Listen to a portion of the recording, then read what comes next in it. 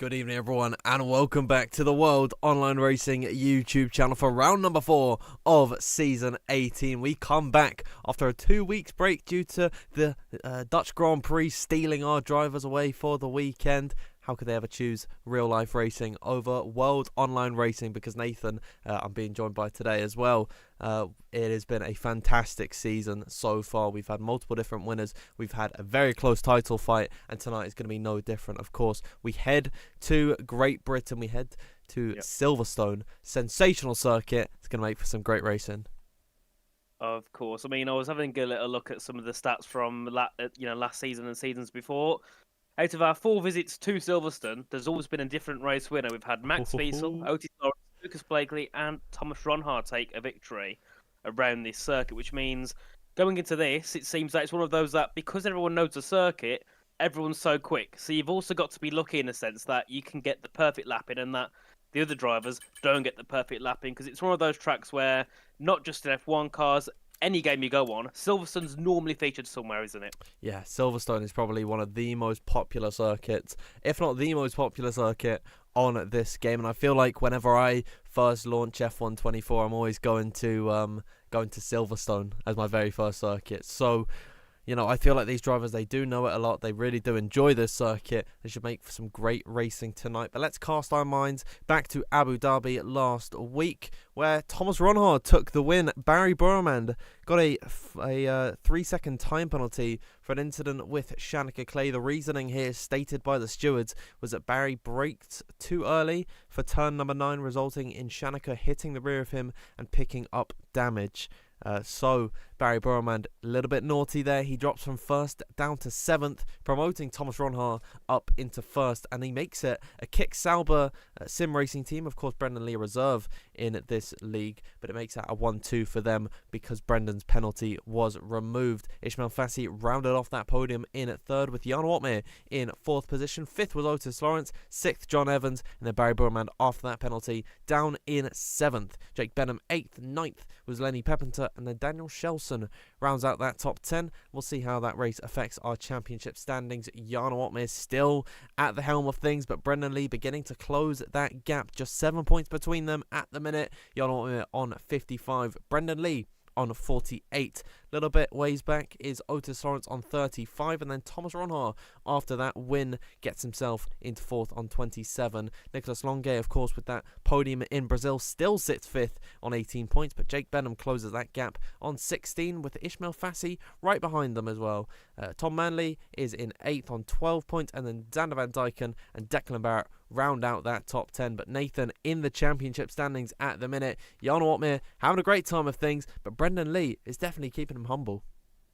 He certainly is. Me and you, Dan, we was talking earlier on about Brendan Lee, saying that on this game he's had he's gone back to his old form. Obviously, the last couple of games haven't been the best for Brendan Lee, but certainly on F1 24, whether it's here in WOR or in PSGL, he's always looking to fight for a podium and looking to fight for a win. And hopefully we can get started soon, because a few drivers have had an issue getting into the lobby, but most of them now are seeming to get their way in. But looking at the grid on the game, Dan, we got a couple of new drivers making, some making their first appearances and a couple making a return. Yeah, we've not got a graphic, unfortunately, for the grid this evening, but I do have the list on our side. Riccardo Benzoni lines up alongside Jan Watmere in Red Bull. Of course, just to preface, we're using the F1 World cars still tonight. The issue of them not being equal, the F1 24 cars, has not been fixed, unfortunately. But Riccardo Benzoni, a name I'm not very familiar with. Maybe some people in the live chat would like to help me out if you know him.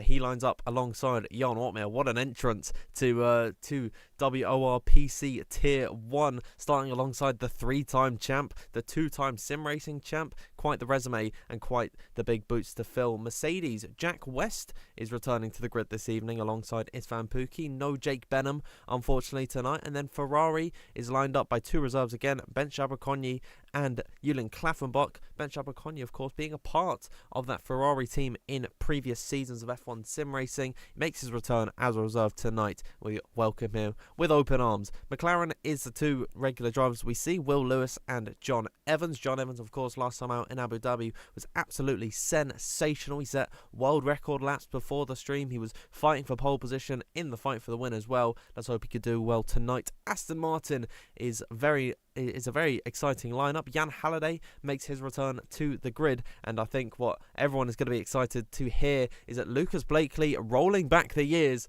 and he's back with Aston Martin here this evening. Of course, he's still going to be utilising that McLaren livery. Fingers crossed, otherwise there'll be some questions to be asked. Alpine is Ruben Pedreño alongside Valentin Bruffaert. Then Williams is Ismail Fassi and Alvaro Carreton. RB is Tom Manley and Joni Tormela making his return to the grid. Very nice to see. Kick Sauber is Thomas Ronhart and Brendan Lee. A 1-2 last time out for them. Can they continue that form here this evening? And then Haas is a very young lineup of Joris Krozen and Tamas Gal. So Nathan, very exciting grid that we have here this evening. Yep. Some familiar faces returning, some new guys coming onto the grid, and it's going to be a very exciting race. Of course, and obviously with having 10 reserves on the grid, they can easily upset some of the full-time drivers in the standings, of course. Many of them are only going to be here for 2 or 3 races. Some might be here for a bit more, which definitely isn't good when you have the likes of Lucas Blakely, who obviously isn't going to be fighting for the championship, being as he's a reserve. If he's going to come out here and win it, he'll be taking points off of the likes of Yara Otmir, Otis Lawrence, and many others who are on this grid. So we'll see what happens once we get our way in. We've got 20 seconds to go till we get in. Luckily, everyone has managed to get into the lobby safe and sound. And, well, we'll see what Q1 brings, of course. Around this track, we sometimes do see the wet weather, but most of the time it is dry. So the weather is still going to be a little bit unpredictable. Yeah, of course, Britain, very well known for its rainy conditions. We certainly could see it here in WOR here this evening. Of course, typically this race takes place in the summer, so in recent years, especially when it's been very, very hot in Britain. But it's a scorcher today, Nathan, I'll tell you that, at least where I am. Maybe we're going to see similar conditions to that this evening. We'll have to wait and see. We are loading into Q1 at the minute. If you want to be reminded of the qualifying format, it is, of course, the 3-step qualifying Q1, where the bottom 5 of all 20 drivers are eliminated. The top 15 advance onto Q2, where the top 10 will go on to Q3 and battle it out for pole position ahead of this 26-lap race qualifying.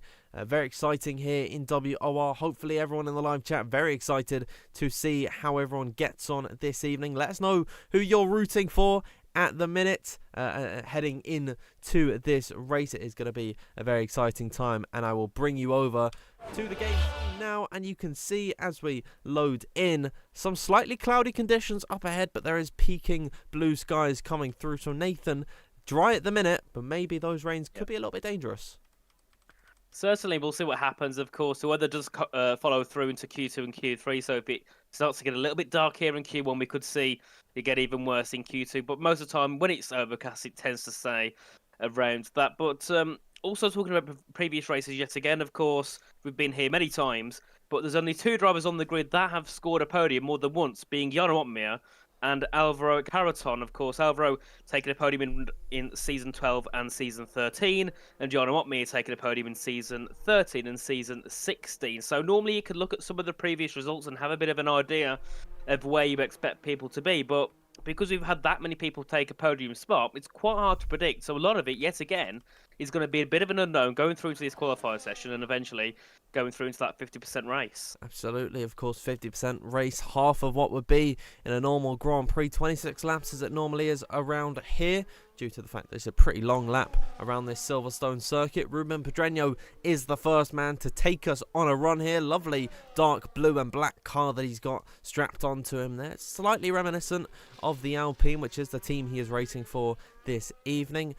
Very familiar as well, Nathan, on the intermediate tyres. That kind of does speak to me that we're not going to see any wet weather, maybe at all, this evening tonight, because they're actually utilising the intermediates when they might need them come qualifying, Q2 and Q3. Maybe that's just me overthinking things at the minute, but Pedreño, the first man out, will ride on board with him through Maggots and Beckett's. A beautiful section of the circuit, Nathan, and if they go side by side through here, we could expect some fireworks. We certainly could. I mean, we've seen it happen a few times before, and in these newer Formula One cars, it's a lot harder to take corners side by side. But I'm sure the drivers will always have a crack at it. Whereas corners on this circuit, you can always have a side by side bit of action, or maybe just an overtake going through some of those sections as well. Here, the chicane where Ruben's just heading through now, also a great spot to get an overtake done. And sometimes the odd overtake here, the through goes Hamilton moment out to the final corner as you head your way down towards turn number 1. But of course, there is DRS zones on this circuit as well, which also make it very interesting, especially coming towards those final few laps, because we know in this game the dirty air isn't really a thing. So we can see trains of maybe 10 cars separated within 2 or 3 seconds, which means those DRS zones are very crucial. And if you're in that first position, you might lose 2, 3, or even 4 spots heading down into some of those braking zones. I mean, the DRS train, Nathan, is so common around here. There's a Ruben Pedreño, a big lock up in towards Brooklands. I pride myself on being able to name, I think, maybe every corner around this circuit. So he's just come off Luffield now and in towards Woodcote, down the National Pit Straight and in towards Copse. Yes, I do know my Silverstone circuit. I want to do that one day for every single track on the F1 calendar, at least the ones where they all have names. I'm just going to check that my microphone is all good. I believe it is. I'm a little bit paranoid coming into this evening. So, Nathan, I mean, we've had issues in the past. They've carried on here in WOR and into other streams, but seems like tonight it's all sounding good. Yeah, for once, everything seems to be going to plan. But that makes me think, if it seems to go plan on the stream and it seems to go and plan for the game, there must be something going to happen in the lobby. And maybe that could be some action, some heavy action between the drivers. Maybe a freak safety car moment or something here, because nothing goes perfect here in WOR, no matter how much we try. As Ruben does set the first lap of the session, a 129.060. We've also got a couple of cars out on track as well. Will Lewis, Tamas Gal and Jan Halliday, but I presume they're going to head back into the pits as we see Tamas Gal head back into the pit lane. And I've got to say, Dan, it's been a bit of a disappointing start for Tamas so far this season. He was one of those drivers going into this game I was expecting to see, always fighting for top 5, always at least being in the points. And I don't think he's scored many points, if any points at all, this season so far. So hopefully tonight can be that changing moment for him. Yeah, Tamas Gal is a very promising talent in the F1 sim racing world. Another promising talent, Williams driver, well, McLaren driver here, but Williams sim racing representative Will Lewis sets 1 minute 28.8. Don't take these times as being all that competitive at the minute. We're going to see much quicker times once they strap on a fresh set of the soft compounder tyres, expected in around about 3 minutes time. But Nathan, you're absolutely right about Tamas Gal. It has been a difficult season for him thus far, and we always see him sort of fighting towards the top in qualifying, but in the race he does tend to struggle. He's sort of the opposite of Jarno Opmeer, who I'm looking at on the timing tower. He's finally changed his F1 World cars. Jan Halliday, I didn't even notice that. Jan Halliday was on a run, a 1 minute 25.920 for him, making his return to WOR tonight. It's an all black with a gold trim on his F1 World car. I've just seen a question from Callum Willett in the live chat. Welcome in, asking why no team cars. It is still an issue that the game has with the F1 24 cars, where they're not equal at the minute. And so for the sake of fairness, all the drivers voted on whether they wanted to use the F1 World car or the team cars, and I believe all but one driver voted for these to be used. If you want to name and shame who it is, it was John Evans, I believe, who wanted to use the cars. Well, someone's going to be different, aren't they? I mean, I think he knew that he was going to be a bit trumped out on the vote, considering it was, at that point, 19-1. But I suppose someone's going to try and change the ties. But I've got to say, Dan, I'm quite disappointed that the drivers haven't been a little bit more creative, because we've been here for a couple of weeks. Over in PSGL as well, they've had many weeks of F1 World cars, and many of them still running rather basic liveries. It'd be nice to see them change it up a bit. I've got to say, I do take inspiration from some of Freddie Rasmussen's liveries. I think PSGL used, I think it was a brown and pink and green livery or something I saw him run the other week. It's an interesting call from Freddie Rasmussen. I always love the Duncan Hoffland car. Unfortunately, no Duncan on the grid this evening, but he has been rocking it recently in his all pink car, and I'm all for it. But I've just seen a question in the live chat as well from Bertie Ryland asking, who do you reckon wins today, Dan? I'm going to extend that question to you, Nathan, as well. We're going to throw out some early predictions before qualifying really gets underway. I would like to see a good race from Tom Manley this evening. Big fan of him at the minute, and of course in PSGL he was able to win around this circuit. So I'm going to put my name down early for Tom Manley having a good result. What about yourself, Nathan?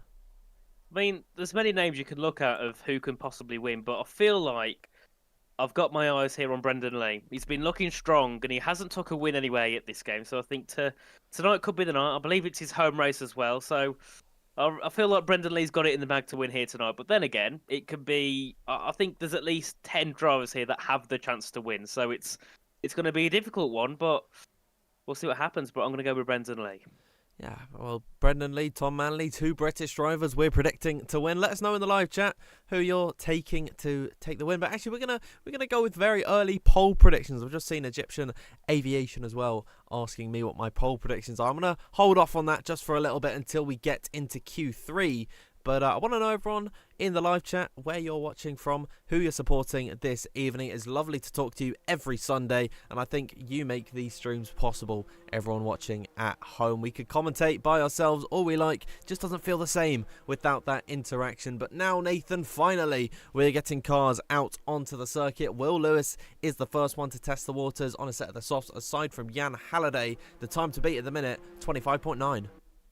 Of course, and heading out behind Will Lewis's Valentine Bruffaut, a driver we don't often see, especially I haven't seen him much at all on the F1 24 game. So very keen to see how he can do tonight. He's running I think he's running the base livery, the chrome and then the purple. So it's a nice livery, but I think luckily not many people run that one. Most people have changed it up a little bit, so we don't have to keep scrolling through and trying to figure out who's who. We've got Jan Halliday, John Evans, Benzoni, Tormula, Klappenbach, all heading out onto circuit as well, as we just see Bruffaut heading round in towards Woodcut at the moment. And yet again, this is another good opportunity to make an overtake, of course.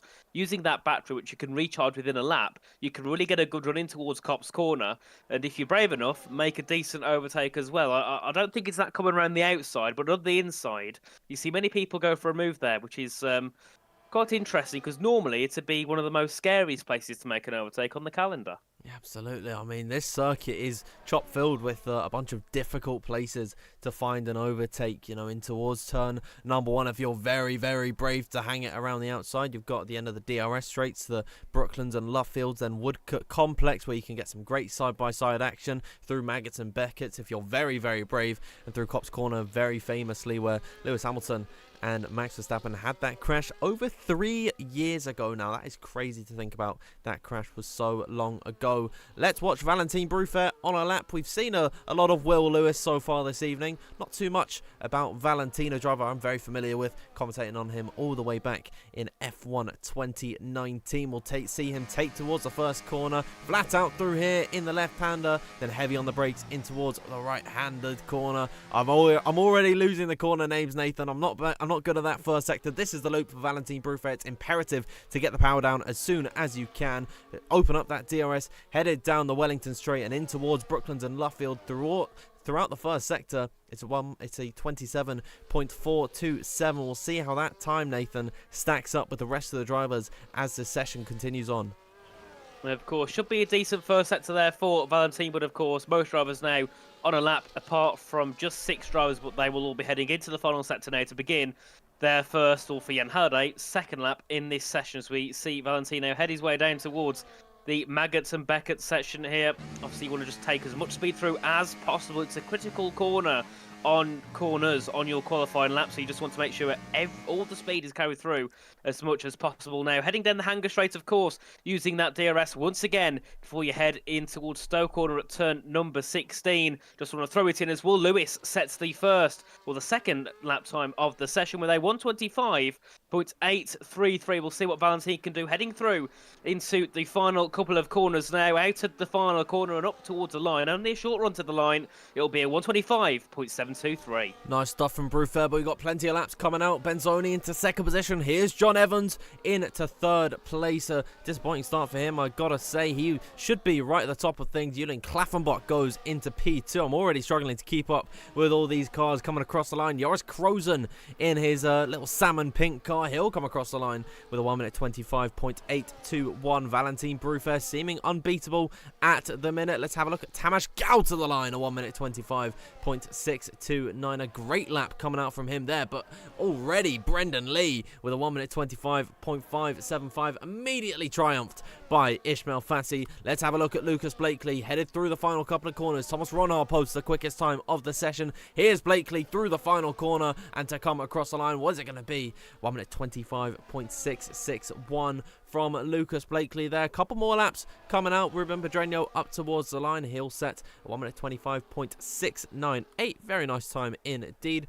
Tom Manley will be the last one to put us on a lap then, and to come across the line, it is a 1:25.564, putting himself in second position just behind Thomas Ronhar. But at the other end of things, Will Lewis, Jan Otmir, Jan Halliday, Ben Shabakoni, and Joni Tormala all in the drop zone. Gotta say, no huge surprises aside from one, Jan Otmir being in 17th position. Nathan, he's already out of qualifying as it stands. He's got to come out again. Definitely, and he's just under 4 tenths off the time of Thomas Ronhar, which is certainly not where Jan Otmir normally belongs. So must have made a mistake somewhere on his lap, probably somewhere in the first set. So that's normally where you gain the most time on your lap, but certainly a big surprise indeed. And surprisingly, the gaps are actually quite large. Normally the gaps are around 2 tenths, maybe a little bit less, but we've got over 3.5 tenths separating first down to 16th. So many drivers seemingly making mistakes on their laps, of course, notably Bench Sabakonyi and Joni Tormala, who are both into the 1:26s, so they certainly need to go again and find probably around a second, if not about 8 tenths, to get themselves into that top 15. But I think because of the gaps being quite large, the top 5 can probably afford to retire here and not waste another set of soft tyres. Absolutely, as now we're seeing some retirements already. Thomas Ronhart and Brendan Lee, Ishmael Fassi believing they are safe. Got to agree with them. Of course, the top 4 separated by less than a tenth of a second. Very tight at the top of things, but you're absolutely right. The field spread is quite large at the minute, although there is plenty of drivers on a 1:25.7. You can see Jack West all the way down to Riccardo Benzoni in 13th position. They're all on a 1:25.7. That could make for a very spicy end to qualifying, because it gives these guys a good chance. Even if they mess up a slight bit on their lap, if they find an improvement, they could gain a few positions with 3.5 minutes left to go. These are the bottom 5 drivers once again for you all at home. Will Lewis, Jan Otmir, Jan Halliday, Ben Shabakoni, and Joni Tormala. The field spread about a second as it stands, but as we get into the final parts of Q1, Nathan, we're going to see some very, very exciting action here, as it's all fallen silent on the circuit. It's a ghost town. We're just waiting for the last one, the first one even, to break cover.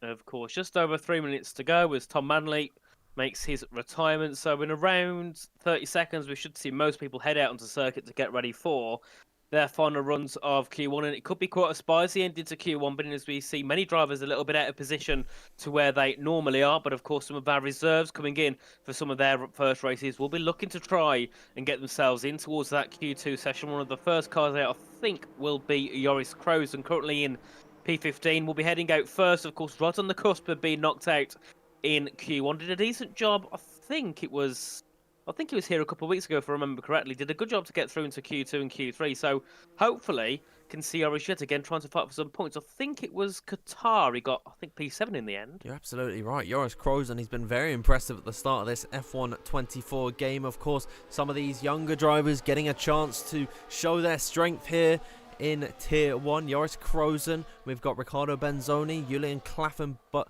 he's got Boeck in his name. I wonder if that's the right pronunciation for his name. If anyone could please, in the live chat, let me know how to pronounce Julian Klaffenbock. I can tell you why, Dan. It's because in, I think, German it is, he's got the two dots the two little on dots. the O, and it just changes to an E. I think it's still pronounced Bock or Boak. I'm not sure. We'll go with what we normally do. Julian Klaffenbock, until someone corrects me in the live chat and calls me an idiot for not getting the pronunciations right. I tell you what, I did Ironman League, Nathan, just a few days ago, and that was difficult. Or, half of the grid being all Hungarian. I think over half, because we had the likes of Istvan, Ben Shabakoni, Danny Berejnay. It was very, very, very difficult to get the names right. So it's nice to be back here in Tier 1, where I can actually stand a chance of getting these names right, but I'm still going to struggle on a select few. Joris Krozen, though, a name I'm confident I'm getting right. He will be the first one to put us on a lap. Nathan, take us through his final run in Q1. Let's see what Joris Krozen can do, of course. Heading down towards the first corner at Abbey. Corner, of course, to the right in 7th gear. Just want to throw the car in and try not to run too wide on the exit, of course, going over the white lines. Will invalidate your run as you head down to turn number 3. Get the car turned in nicely as you head towards the loop and Aintree at turns 4 and turn number 5. Of course, before getting your first dose of DRS down towards Brooklands Corner. Down the Wellington Straight we go here with Joris Krozen. We'll see what sort of improvements he can get in the first sector. He will be up by 1/10.5. That's a brilliant improvement here from Joris Krozen. If that's anything to go by, we could see a lot of drivers finding those improvements, meaning everyone has got to be on the top of their game as they continue on their laps. Heading through in towards Woodcut Corner now and down the National Pit Straight in towards Cops Corner, the infamous Cops Corner. Get the car turned in nicely, and in these cars you don't really need to turn that much for that corner. Then you head in towards Maggots and Beckett's now. Just want to go as flat as you can. Keep it in 7th gear. You want to shift into 6th as you head your way on the exit through Chapel and then getting the DRS open once again as you head down towards Stoke Corner to finish your final lap of the session. Yep, Joris Krozen up by 0.3 in the first and second sector. It's been a fantastic lap from him thus far, but he's got to nail it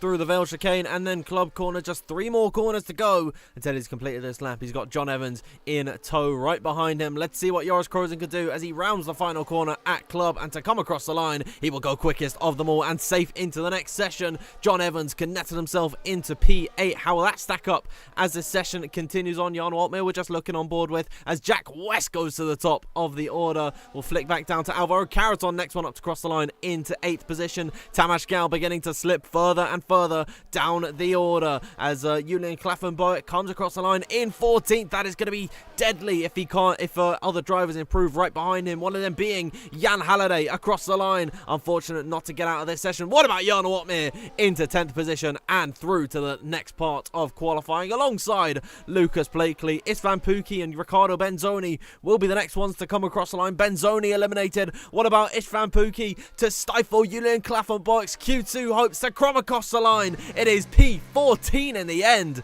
for Istvan Pukki. John Evans just about surviving. Julian Klaffenboy out of Q1 in heartbreaking conditions. Istvan Pukki is the man to deliver that blow, but it is Jack West, the quickest of everyone by some margin in Q1, almost 0.2 per second to Joris Krozen in 2nd. 3rd was Lucas Blakely. 4th, Thomas Ronhaar. Tom Manley in 5th, 6th Ishmael Fassi, 7th is Brendan Lee, and rounding out top 10 is Will Lewis, Alvaro Caraton, and Valentin Brufair. Just about surviving in this session is Jan Waltmere, Tamas Gao, Ruben Pagano, Istvan Pukki, and John Evans. And then we lose Klaffenboy, Benzoni, Jabakonyi, Halliday, and Nathan. Those 5 drivers eliminated from Q1. Any big shocks in there? I'd probably go for Yoni Tormler and Bench Jabakonyi, being as they've been on the F1 Esports Grid. The other 3 haven't yet. They're still in their development stages trying to work their way up. But certainly a surprise to see Yoni Tormler and Bench Jabakonyi 18 Q1. And, of course, a big shame because they were all reserves. So maybe there's a bit of a reserves curse. Of course, we've got another 5 reserves in this session. We'll see if all of those 5 get knocked out in Q2, but with lots of Lucas Blakely and Brendan Lee being a reserve, I don't think that will be too likely. But we're going to quickly head our way into the Q2 session now. Many cars get straight away onto circuit, but yet again, what a lap there from Jack West, a .286, and that was nearly 0.2 clear of the field. If you can keep that up through Q2, going into Q3, you're looking at, the book is saying 1-1 for Jack West to be on pole. I mean, Jack West, a very nice lap time from him. We'll watch him come out onto the circuit. We've not been able to appreciate his sky blue livery with a little bit of white dabbled on there. I like these innovations as I actually have a look at Jan Waltmere's car as well because he has finally changed it. I told him for ages, you got to get a new livery, you got to change it up. And there it is, he's gone for a nice blue and red, sort of Red Bull-esque livery, a little bit more saturated, I guess you could call these colours. They pop a bit more than the real life Red Bull, but he's looking good in blue is Jan Waltmere. Who else is out on circuit? Thomas Ronhaar is the first one around. Inside another green car, neon green. That would be not Tamashkal, that would be his teammate Brendan Lee this evening. Brendan and Thomas, of course, being a part of the Kick Sauber team, Nathan. They're doing very well at the minute here in WOR. Brendan Lee in a title fight potentially with Jarno Opmeer, just 7 points between himself and the Flying Dutchman. And Jarno Opmeer historically has struggled around this circuit, so maybe a good race for Brendan could lead to a new championship leader. Of course, and the good thing here for R8G especially is that they've got 4 drivers heading through into the Q2 session. If they can get them all into Q3, that being Joris Kroes and Thomas Ronhaar, Brendan Lee and Tamás Gál, they could be looking to do a bit of teamwork, maybe going through in towards that race session. But we can see all the cars now closing up as we head our way onto the first laps of the Q2 session. Brendan Lee being the first one to head out onto circuit, of course, the driver I've already predicted for the race win, so I'm trying not to curse him too much as he heads his way into turn 3 and then through in towards turns 4 and turns number 5.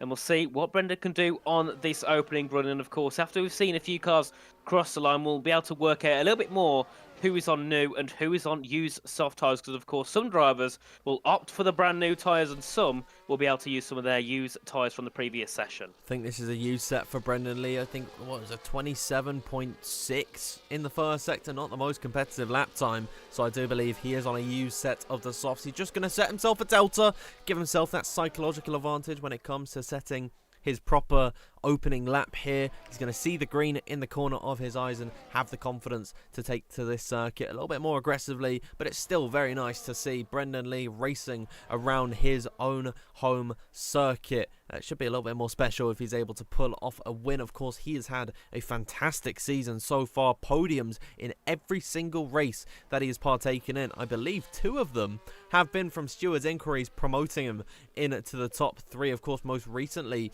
being that penalty removal that he got last time out in Abu Dhabi. It jumped him way up the order and into second place. He'll come across the line with a 25.625. Certainly not the quickest time we've seen so far. Thomas Ronhaar goes about half a tenth quicker, actually exactly half a tenth quicker than his teammate, as more times come across the board. Joris Kroes the quickest of them all thus far. Let's have a look at Tamás Gál come across the line. He will go into third, splitting the 2 kick Saubers. Will Lewis in P6, and then one last car, Valentin Bruffaert, will return to the pit lane. So those are the first runs of Q2 over and done with, Nathan. No one on a fresh set of tyres.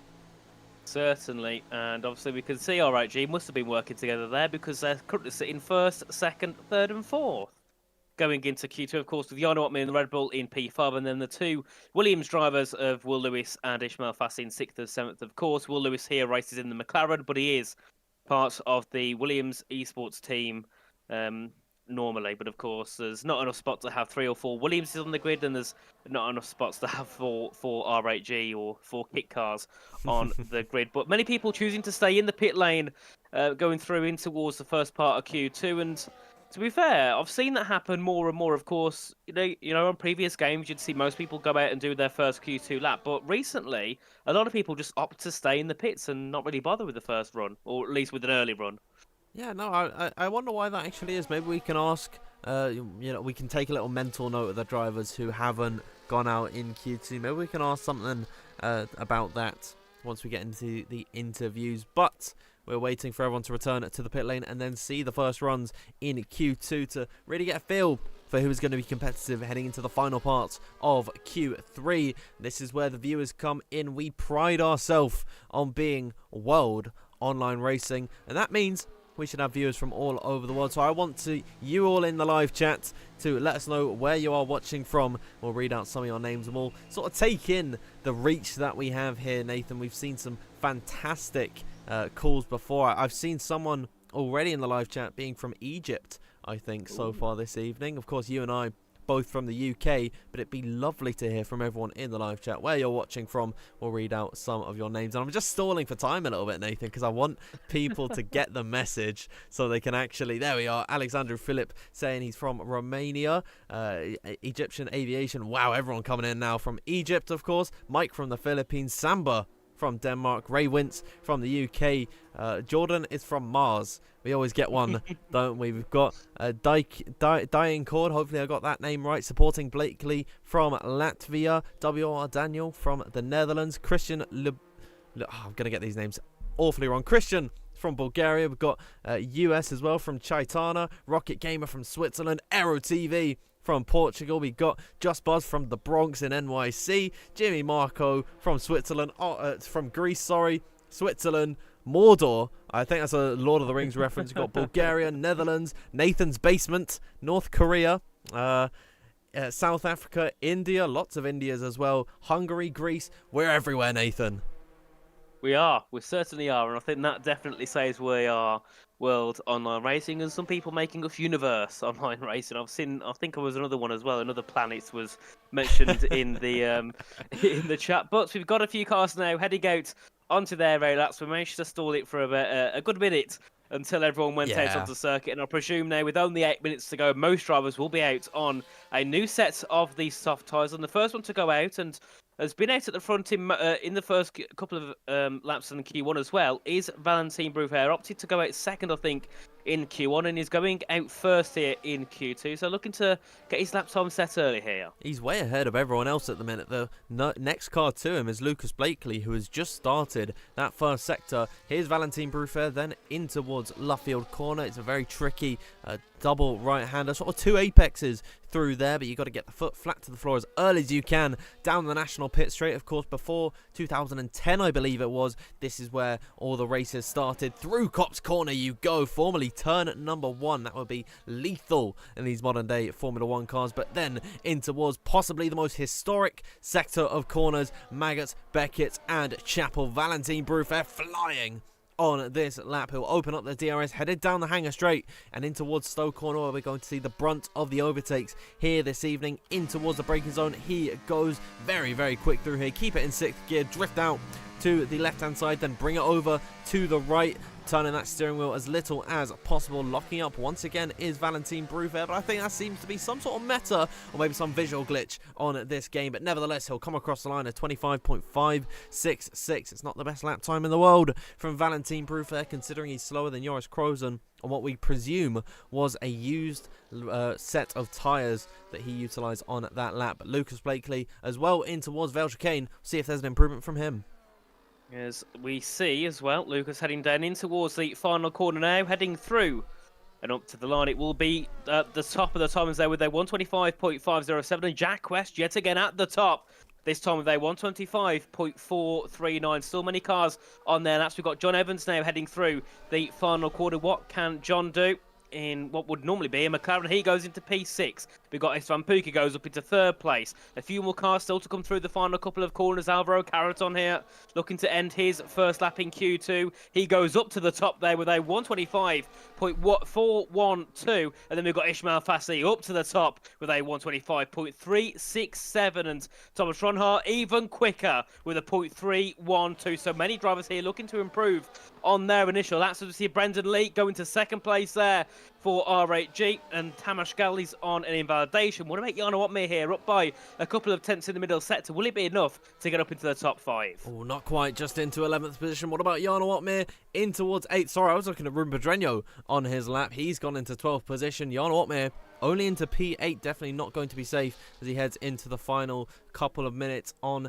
in this session. What about Tom Manley, the last driver to put us on a lap? He likes to come out very, very late in these sessions. He'll come across the line now, and it's P4 for Tom Manley at his home Grand Prix, a 1 minute 25.393 from him, knocking Isfan Puki into that drop zone. And how about that for some close gaps? The entire field spread less than 3 tenths. The top 5 separated by less than a tenth of a second. But in the drop zone, it is Isfan Puki, Valentin Bruffair, Ruben Pedreño, John Evans and Tamas Gal. 2 names that leap out to me. Actually 3, well, they all kind of leap out to me. This was a dilemma I was talking about. I don't know if it was here or a couple of weeks ago, but it's just that there's so many drivers, probably 13, 14 drivers who deserve to fight for pole position, Nathan. There's only 10 spots in Q3. Yep, there is, and it's always a shame because we always lose some big names, and even lose some big names out in Q1, which is certainly, it adds to the entertainment, but definitely a big shock and sometimes a bit of sadness for some of those drivers. But just looking at the gaps here, just over a tenth, by 4 thousandths over a tenth between Joris Krozen and Tamas Gal, which is such a small gap. Any of those drivers there, Tamas Gal finds a tenth, that's jumping him up, what, nearly 9 positions, which is absolutely mental. Which means everyone here, I think, has to go out again. I don't think anyone's safe unless maybe Thomas and Brendan possibly, but I think most of the drivers have got to go out again because the improvements will be monumental. We saw obviously in the first qualifying session, like so Yaris Crozen, who was then near the bottom, found a tenth and a half in the first, found another tenth in the second, and that's because of the track evolution. And the drivers will, of course, face that again heading into the end of Q2. And also, I think some of them still might be on their lap times from the older set of the soft tyres. Absolutely. There's a lot of pressure riding on these guys to get the laps absolutely perfect. And I'm just having a look at the running order at the minute. Thomas Ronhard, Brendan Lee, and Ishmael Fassi, Nathan. That was our result. Our top 3 from last time out in Abu Dhabi, of course, in the race trim. But it's interesting to see a little bit of a throwback to 2 weeks ago. I've been missing WOR action. I've missed everyone in the live chat. Nathan, I've missed you as well. We've not commentated with each other in what, 3 weeks now? I think since Qatar. It's good to be back here with yourself, with everyone in the live chat. WOR Britain, one of the most iconic circuits. I couldn't think of a better way to spend my Sunday evening, and I hope everyone at home is feeling the exact same way. The final laps of Q2 are about to commence. No one, interestingly enough, has retired thus far, but Will Lewis on the cusp of elimination, just about 11 thousandths off of being eliminated from this session. He is the first one out on circuit, looking to make a statement early in these final runs. Of course, and I've noticed from Will Lewis especially, he's one of those that tends to go out either in Q1 or Q2 with such a little gap to those in that next session, which is certainly a big shame. He's always right on the cusp of getting through into the next session, so hopefully we can see Will Lewis try and fight for pole position going through in towards Q3, but I expect everybody here to find an improvement. Even Thomas Ronhar, who's on a 25.312, has a just under 2.5 tenth gap to P11, has decided to go out onto the circuit and set another lap. And we can see Istvan Pukki and Tom Manley also just heading out of the pit lane to go in towards that first sector to get underway with their final runs. But I've noticed there's only 1:28 to go. They've got to really get their they've got to get moving, haven't they? They haven't got much time to really prepare as the others have. No, they're going to have to go quite quick around the circuit, but they're already a decent way down the Wellington Straight. They are going to have to push through some corners. I think the main thing is they're not going to be able... They can't use any ERS. They've got to save every last drop of it for their runs. But let's see the final laps commence. Will Lewis approaching turn number 1, currently in P10 on a 1 minute 25.535. We'll see what he can do as he heads through the first sector, flat out through this part of the circuit, then heavy braking in towards Village Corner, I believe it is, heading up towards the loop. Slight correction as he takes a wider line through here, then get the foot flat to the floor through Aintree and open up that DRS, headed down the Wellington Straight. We'll see what his improvement is in the first sector. That slight hesitation might hurt his lap time at the minute. He's up by just about 1/100th of a second, and if he finds this improvement, I say it's not going to be enough to get himself into the final parts of qualifying. Will Lewis has got to pull out the bag on his final run, especially when all 14 drivers, all other 14 drivers even, are right behind him on circuit. We never see this in qualifying, where the top 3-4 guys, they like to retire when they've got the lap on the board, but no one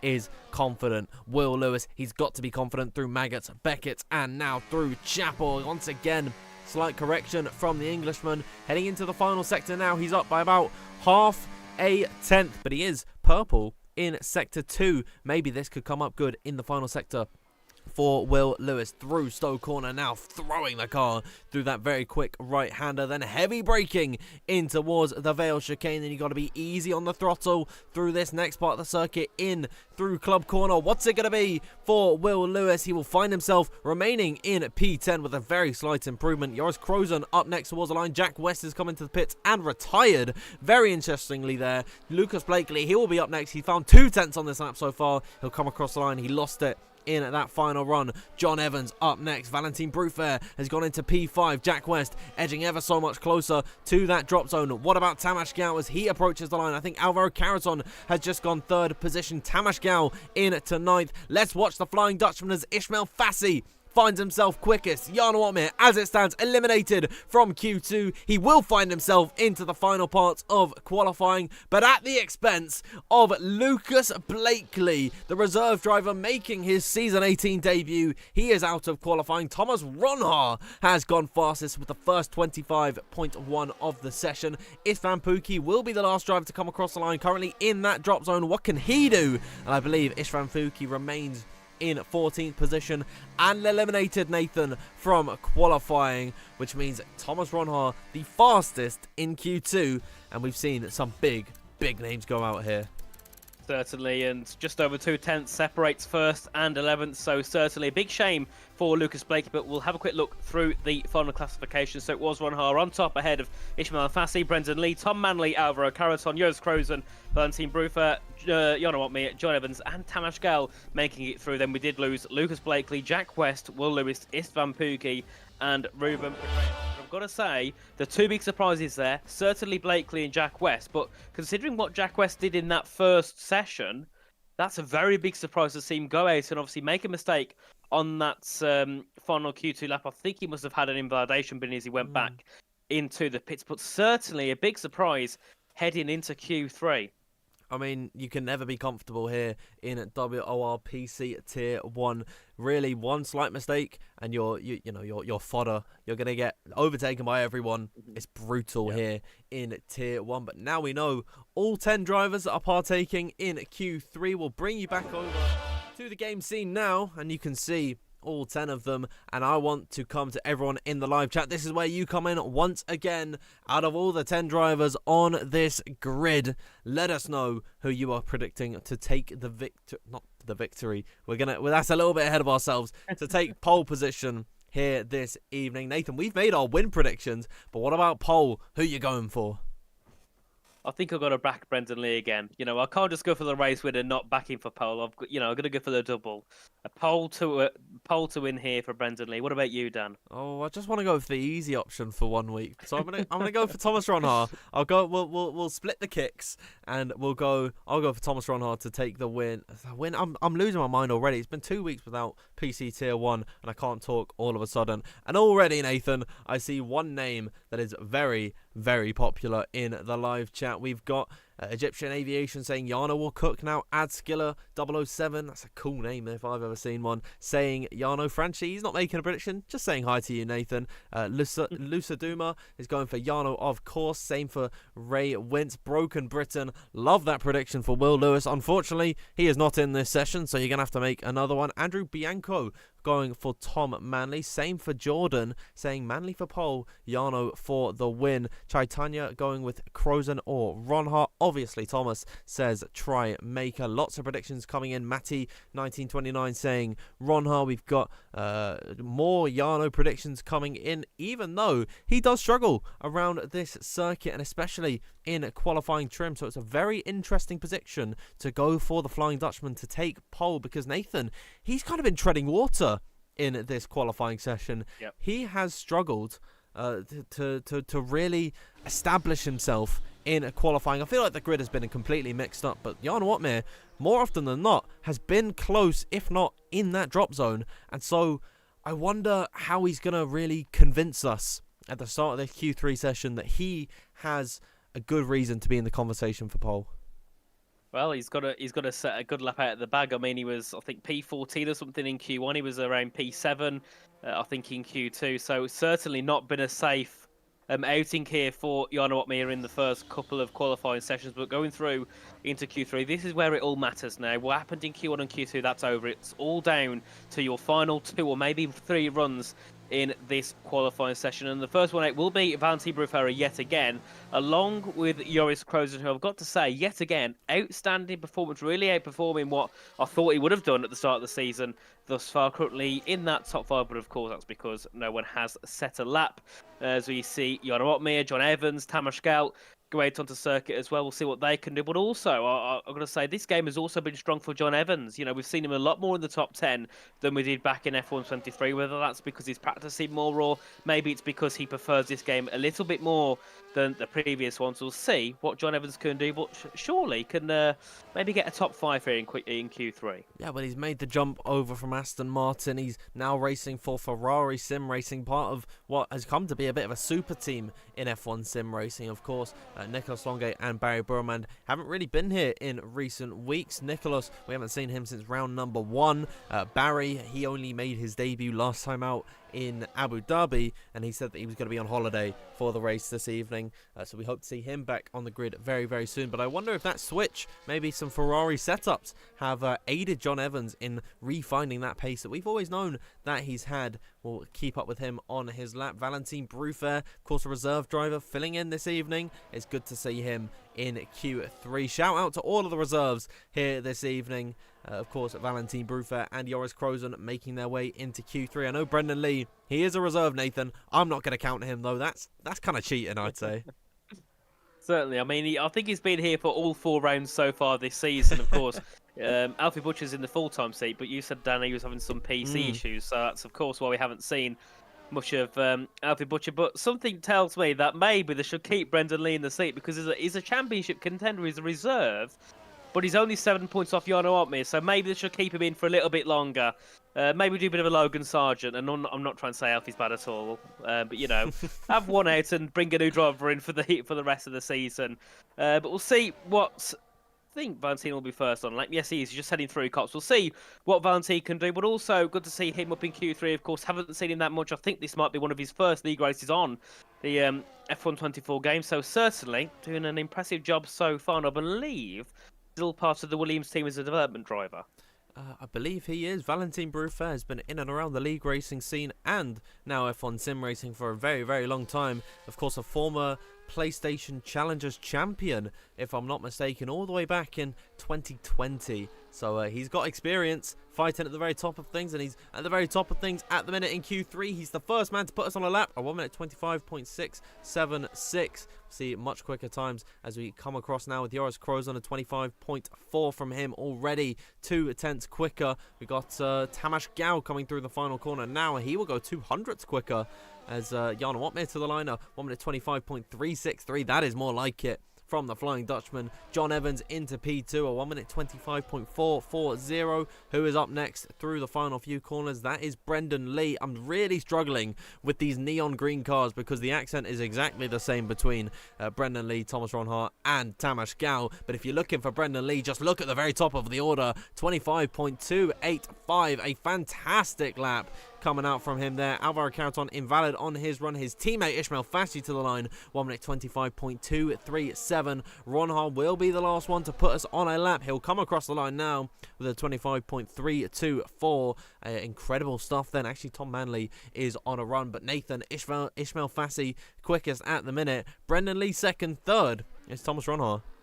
Of course, and looking at the first and second sector split, Brendan Lee was up by nearly a 10th on Thomas Ronhard was up by nearly a 10th on Brendan Lee's middle sector. So to see him come out about half a tenth behind is certainly a bit of a surprise as Tom Manley goes into P6 there and just goes ahead of Tamas Gao, who's demoted down to 7th place. And Alvaro Carreton was on for a 25.5 but got an invalidation in the final corner. Was a scrappy final sector for Alvaro Carreton, but of course we'll be going back into the pit lane now, and we'll be getting onto a brand new set of the softs to go for one more run in this Q3 session. And at the top, it's Ismail Fassi for Williams, and then the two R8Gs sitting in second and third, or the two kicks sitting in second and third. And then Jarno Opmeer certainly finding his form, and he's waited all the way till Q3 to show that he can fight for that pole position, and just over a 10th separating the top four. So certainly, Dan, we're going to have a brilliant fight for pole position here tonight. Yeah, absolutely. I did see one prediction in the live chat for Ismail Fassi. I didn't read it out, unfortunately, but well done to Ha S Val. Hopefully I got that name right. for predicting Ishmael pole. Although the job isn't done, still 4 minutes left to go in this session. If you haven't got your prediction in already, make sure you get it in now. It's a little bit cheating if you've already seen these Q3 laps, so we're going to let you off just for this week only. We'll be on to you next time out. One name I want to pick up on is Jan Watmir. I was just saying, Nathan, how he needs to give us a convincing argument for why he deserves to be in the pole fight for this race, and there it is. 1 minute 25.363 provisionally on the second row. Someone is saying, Nordland in the live chat is saying Jana was on used tyres. I don't know how much I believe that, but if that is on a used set of the tyres, Nathan, we're going to see blistering pace from the Flying Dutchman. Maybe he's been sandbagging, the old Mercedes tactic that he's utilising and bringing to into Red Bull here. Well, maybe, just maybe. There's a lot of maybes going on at the minute, Nathan. But in 3 minutes and 20 seconds, we're going to have all those questions answered. We certainly are. Just over 3 minutes to go, and just waiting for the cars to head back out onto circuit. Then I think that's Tom Manley's car just being entered back into the pit lane. And then very shortly we'll see the first cars head out onto circuit. And we'll see if Valentin Bruffair chooses to go out first again, as he has done throughout Q2 and throughout the start of the Q3 session. But, you know, looking at some of the gaps, of course, there you can see just about half a tenth separating Grunhar and Ottmere, just under half a tenth separating John Evans all the way down to Joris Krozen, and then Valentin Bruffair a little bit far off at the moment, but of course that could have certainly been a set of the used tyres, as we do see the first car go out, and that will be Joris Krozen, of course, currently in P8 with a 125.473, just over 2.5 tenths away from pole position. Could certainly be looking here to try and fight for it. What sort of that would be if Joris Krozen could get pole here tonight? Yeah, we'd love to see Joris Krozen fighting it out once again. Well, he already is fighting it out once again in Q3, but I'd like to see him in the pole fight. I did see lots of love for him in the live chat before. Someone was making a Kukurea chant out of him.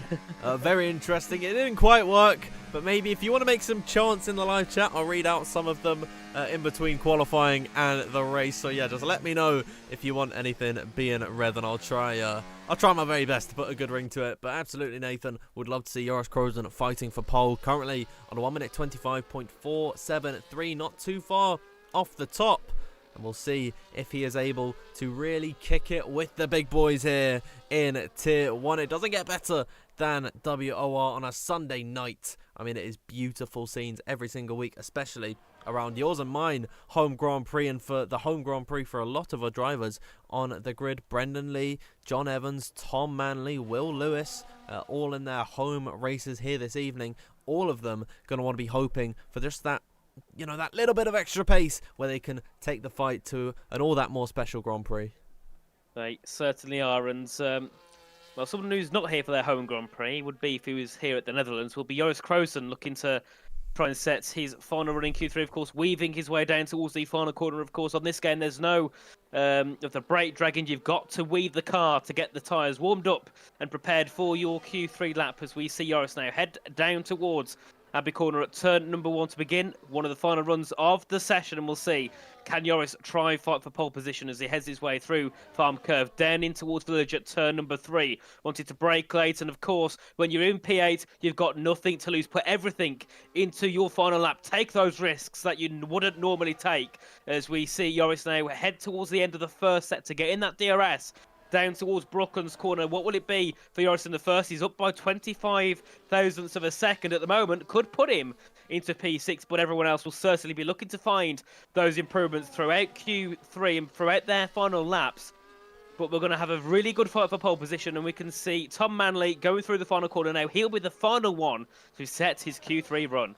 Here comes Joris Krozen then through Cop's corner as he approaches Maggots and Beckett's. This is the corner that separates the men from the boys. The clock has struck 0. That means no new lap times can be started. Here is Joris Krozen opening up that DRS, and what is his improvement? He's up by about 0.08 of a second. This is enough to boost himself ever so slightly up the order, but he needs to find a big improvement in the final sector if he wants to fight it out for pole position. Here he is, downhill approach towards Vale Corner, heavy braking in towards this quick left, then right turn in succession. Get the power down as you're still steering the car. A very tricky corner to get absolutely right. Crows into the line, puts it on the in second position on the front row of the grid, but there's still 9 other drivers fighting for that same position in behind. Valentin Bruffair will go 3 thousandths quicker. John Evans, a disappointing P6 for him there. Alvaro Carreton up next to the line, goes quickest of them all. A fantastic lap time from him. Jan Watme can only manage P2 for the time being. Tamas Gao, the quickest of them all at the minute. What about Brendan Lee? He is up next towards the line.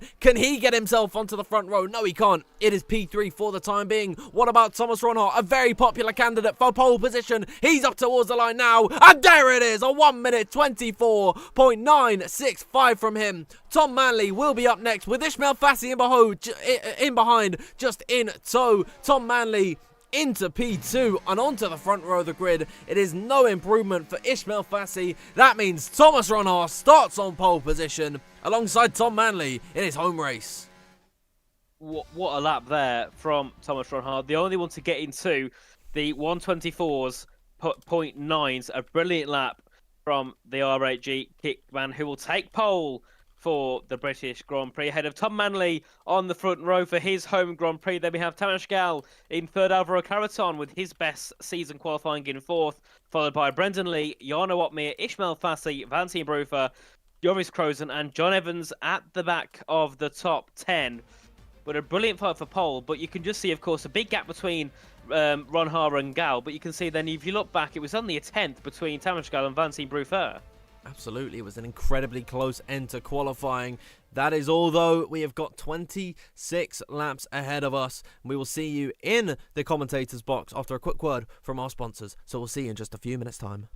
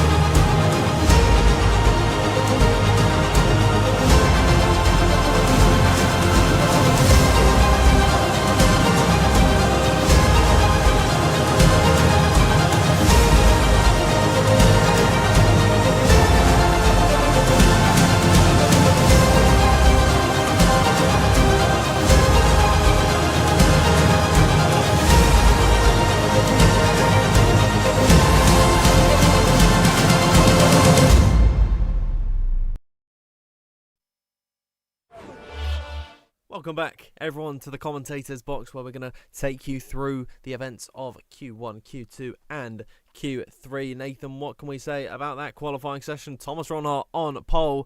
Gotta say, not a very unexpected result from the Dutchman there. Certainly not. I mean, you know, an absolutely brilliant performance, as always, from Ronhart in qualifying. But, of course, going through into the race with the times being that close, we all know that anyone could win it. Absolutely anyone in the top 20 because of how close the battling is, of course, on this game. As we've mentioned before, the dirty air's not really much of a feature in this game. Yeah, we'll say it's a feature, not a bug. So, yeah, everyone can run so close together. You know, so you can see trains of 20 cars within 3 or 4 seconds, which means absolutely anyone has a chance to get themselves to the top. So going through into this race, a lot of it now is there's a bit of luck, but a lot of it is about having that management and making sure you know when to pit. You need to pit on the perfect lap at the perfect time. 1 lap too early, 1 lap too late. Could be your chance for a race win. Absolutely finished. So that's going to be the key thing now that all the drivers will be looking at, and all the engineers, if they've got them, looking at what the best strategy will be and what the best starting tyre can be. Because, you know, normally we don't see softs, but I have seen the soft tyres have a bit of an appearance here around Silverstone. So we'll see. Maybe we'll have a big mix of strategy and have a couple of soft tyres in the mix, especially from those starting a little bit further down. I mean, maybe. What we typically see on this F124 game is the majority of drivers like to start on the hard compounder tyres, but then a select few, they'll go for the mediums very early on, and it can actually be very, very impactful. So I can see it going two ways in this one. I'm not too sure if anyone's going to start on the softs. That would be mental if they did. But, the softs always useful to have in the race trim, of course, in case of a safety car. But just thinking on that, I don't believe we have the safety car enabled here in Tier 1. I'm just going to have a little look just in a second, because I'm not actually sure if the safety car is enabled. But everyone in the live chat, let us know your thoughts of that qualifying session as well, and then we can get into some early race predictions. Nathan, you've gone for Brendan Lee. I myself have gone for Tom Manley. They both had decent qualifyings. My prediction slightly better than yours, starting on the front row of the grid, and I already know, as soon as this message gets to all the people in the live chat, I already know who the most popular driver is. So I'm already going to say it now. Lots of predictions coming out from Jarno Opmeer to take the win. I can read out some of them already. Lusaduma Mata saying Jarno for the win. There we are, Nathan. So I've already got one in the bag there. Jarno Opmeer, he predicted take the win. And you know what? I don't blame all these guys for talking in the live chat, because Jarno Opmeer in race trim, he's something else. Yeah, he certainly is. He's got to be top 2, top 3 when it comes to race pace, maybe even the best when it comes to that race pace, because he always nails a strategy. Whether it's with a little bit of luck, or maybe it's just because he can get it right.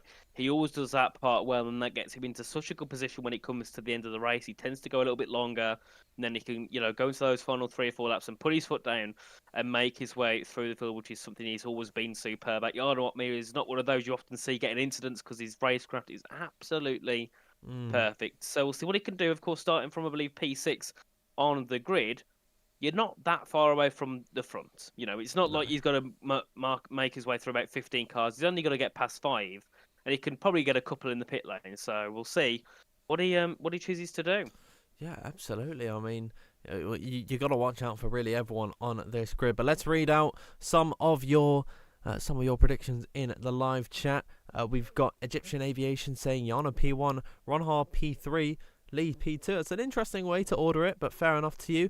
Adskiller going with Lucas Blakely. Veer says Manley for the win. I'm liking that prediction, sticking it with me. Paolo1119 is going Brendan to Cook. I would love to see a good race come out from Brendan Lee as well. Blaney fan 73 is saying it's Fashi's day. A very impressive Q3 appearance from him. Wouldn't put it past him to be fighting it out for a second podium in a row. We've got Corey in the live chat saying hello, Dan and Nathan. Hello to you, Corey, of course, my co-commentator for Abu Dhabi. It was last time out 2 weeks ago. We've got Don Casa saying dot. Jarno Opmeer, fair enough. Broken Britain says Will Lewis for the win. Tom Manley second, Jarno Opmeer third. MKS hitting us with the either Jarno, Ronhar or Manley are winning. You can't have 3 predictions. You got to go with one of them. We've got a prediction for Danfield as well. Synergy F1 League hitting us with the Dan at P1. I love that from you. Nathan, no predictions for you tonight so far. I'm hoping someone backs you to win today. I mean, normally there's a couple of names for both of us, but it seems tonight people don't think I'll win it. So I don't know if it's because I got the Ferrari shirt on. I mean, Charles Leclerc did it perfectly today, so surely that should be some sort of encouragement for me to win. Yeah, I mean, but I'm sure we'll see what happens. I mean, I'm still going to stick with Brandon Lee. I'm going to go with the second and third. I'm going to go for, I'm going to go for Brandon Lee, Thomas Ronhart, Tamas Gal. And RG 1, 2, 3. No Jarno Opmeer. Here at Silverstone, it's not a good circuit for the Flying Dutchman. Very, very scary one to go. I mean, you can never count them out in any sense. That's a bold call from you there, Nathan. But let us know over in the live chat what you think about Nathan's prediction there. We got some more coming out. Ethan's hitting us with Jack West to take the win. Someone, Veershah said you're going to DNF, Nathan. Come on. Nathan in the wall at Cops. I mean, they're ripping it out of you, mate. I mean, this is horrible stuff. There we are, Oak Tree, Nathan win, woohoo as well. We love to see that. We love a little bit of banter here in PC Tier 1. Nathan clean sweep, P1, P2 and P3.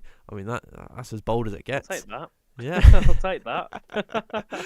We're running out of things to say here, everyone in the live chat. We're getting the lobby sorted. Someone has not been able to rejoin. I'm going to see if I can name and shame them, but I'll tell you what, I can't work it out. None of them are in their proper cars, which is very frustrating to see. Valentine. Valentine, mate. Where are you? We're waiting on... Forgot. He's forgot. Has he just been going around? I wonder if he's just been going around by himself. That would be that'd be tragic if that was it. He'd be happy about it. He'd be loving it. He's like, yes, I'm winning this race. No one even close to me. Valentine Bruffer has finally got into lobby, I believe. Hey. Has he? Oh, no, he's not. No. I'm just messing everything Maybe up. an internet issue or something, possibly. I mean, it's the worst time for it to happen. He has popped offline on Discord, so I think he's got an issue, possibly with getting connected. Yeah, he has been invited, and yeah, Will Lewis confirms he's disappeared. So, yeah. Oh, I'm not going to read what Will Lewis said after that, but yes. I wanna have a little look. Okay, right. Yeah, no, that is one I'm definitely not gonna leak on stream. Not gonna talk anything about it. We're gonna move on. We're gonna talk about one driver who has got big aspirations here in WOR. We always expect him at the front, but he struggled in qualifying today. Lucas Blakely. Nathan, it's been a tough time for him recently, especially in qualifying here in WOR, his first race of the season, and in PSG in recent weeks as well. He has really struggled to get it off the mark in qualifying. But if we know one thing about Lucas Blakely, it's he's got that determination. Do you think he's going to have a good race today? I think he's got to, I think it's in him mostly that he wants to get back up into that top 10. He wants to be fighting for some points, and, realistically, he'd be fighting for podiums. But I wouldn't say it's just him. I think the McLaren team on a whole just had a bit of a poor start, not really scored that many points, of course, over in PSG, having a bit of a poor start to their E-Series campaign. So it just doesn't seem like it is the best way for McLaren to start F1 But of course, that could be just because they're trying to take things a bit slower, have a bit more of a break after the hectic F1 sim racing season we had back on F1 23. But hopefully, Lucas Blakely can deliver into points, and I can't see him not making at least one position in this race to get into the top 10. But I've got to say, I'm curious to see how Klafferbach, Benzoni, and Halliday can do, of course. Near the back of the grid, all pretty much brand new to T1. I think Halliday's been here a couple of times, same for Klafferbach, but of course, Benzoni making his debut. Of course, excited to see what those guys can do. Of course, Klafferbach and Benzoni part of RHG, and John Halliday and Aston Martin development drivers. So they're all in esports teams. So I'm hoping they've got the setups, they've got the engineers to try and push them forward, and maybe we can see one of them get into the top 10. Sorry. And you know what? That's actually a nice little segue onto a very interesting comment that I've just seen in the live chat. It seemed we're on the... Oh, I think it's Valentine's joined finally. So we are about to get ready to go into this race. But very interesting to see. Boxmaker says we are on the verge of a changing of the guard. Lots of younger drivers towards the top fighting with the vets. Thoughts, Nathan? I mean, you know a lot more about league racing than I do, but that comment seems absolutely right. We're maybe not a changing of the guard, but maybe everyone is just slowly catching up. I don't think the veterans are falling off, so to say. I mean, Lucas Blakely has struggled, but he's not falling off by any sense. He's still the same man who's won an F1 sim racing title. He's still the man who's won multiple races here in WOR. But yeah, I think that is an absolutely correct comment in that we're seeing these younger drivers really taking it to these to the old guys here. They certainly are, and you see the community just get younger and younger over time. You look at lots of tier 2 and over in PCF2 and PSGL. There's a lot of drivers that I think there's one of them that was just turned 13, which is just it makes me sad to say that I'm 7 years older than them, but it's mental to see the drivers that are that good and they're such a young age, and it's good for the future of league racing because it brings so many people into the picture for in the future getting in towards challenges, getting in towards esports, and of course fighting in the top tier of league racing. But it just makes it all more competitive, and that's why drivers now have got to fight harder and harder. You see some of the older guys in the community might not fight as hard, and because of that, they drop back a bit. But you see all the young drivers that, they spend maybe 6-7 hours a day when they've got the time to, and they're really up at the top. They're really getting those good lap times. And I mean, if you look at the time trial leaderboards, the top 100's I think it's like a 10th and a half or something, and they're all really quick drivers. Yeah, absolutely, and I'm also seeing now in the live chat people are getting angsty at us to start the race. I can confirm we've got 15 seconds before we load into into the lobby. So I'm going to talk to you just one last time in this little camera screen, and you can get our faces off your TV setups at home. Make sure you are subscribed to our YouTube channel. Make sure you're following us on all of our social medias as well. WOR League on Twitter, and of course World Online Racing F1 on TikTok, I believe it is. So enough of me and Nathan taking up your pictures. Let's have a look at the circuit. Very similar to conditions to what we saw at the beginning of qualifying, Nathan. It seems to be cloudy, but with slight hints of blue sky in the distance. Yes, well, I don't think it's cloudy with a chance of meatballs. Maybe with a chance of rain, we'll see. Yeah, I mean, it's someone's also just asked me to sort out my hair. I've fixed it now, so yeah, cheers everyone. But I've been getting bashed recently for my for the way I keep myself, but you know what? I'm not gonna let it get to me. It's water off my back, and let's hope that none of these drivers here this evening not gonna have even water running off their back, because then that is gonna be a nightmare for the strategy here this evening. And now, Nathan, we're in the awkward period where we just got to keep talking before the race actually gets underway. Thomas Ronhaar starting on pole position. He struggled in qualifying in recent weeks. I remember it was, I think, P10 in Qatar. He was not really in the I think he was somewhere in the fight, but he wasn't on pole last time out in Abu Dhabi. So it's good to see him in a very nice position on pole position. And then he's alongside Tom Manley at his home Grand Prix with a whole host of very, very quick drivers in behind. This is your last time for everyone in the live chat to make your predictions on who you think is going to win. I've gone for Tom Manley. Nathan's gone for Brendan Lee. And we're going to find out in just a moment as the anticipation builds. Here we go, finally, to get ready.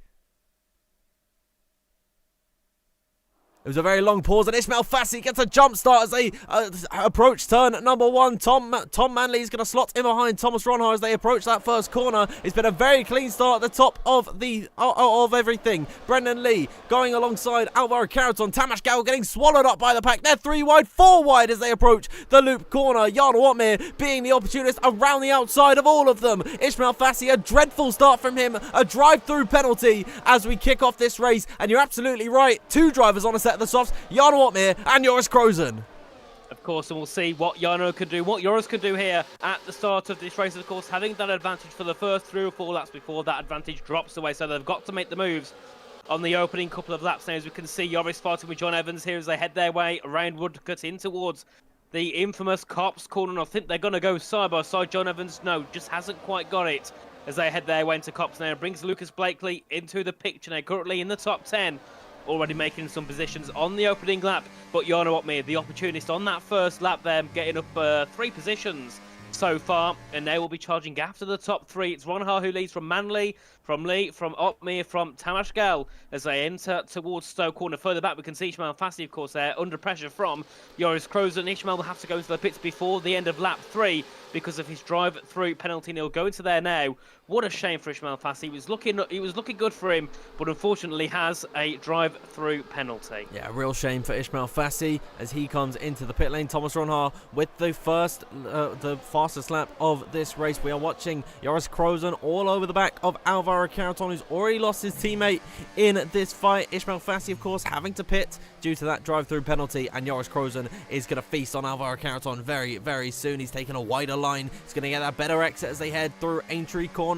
DRS, of course, now enabled on lap number 2, but this is already a feature that we are going to see for the majority of this race, Nathan, is that DRS train is going to be very, very prevalent. Joris Krozen has no care for it. He'll go up the inside. Jan Watmir's gone for a move on Brendan Lee further up the order as well. Both of them making that move stick, and Jan Watmir now into the podium positions.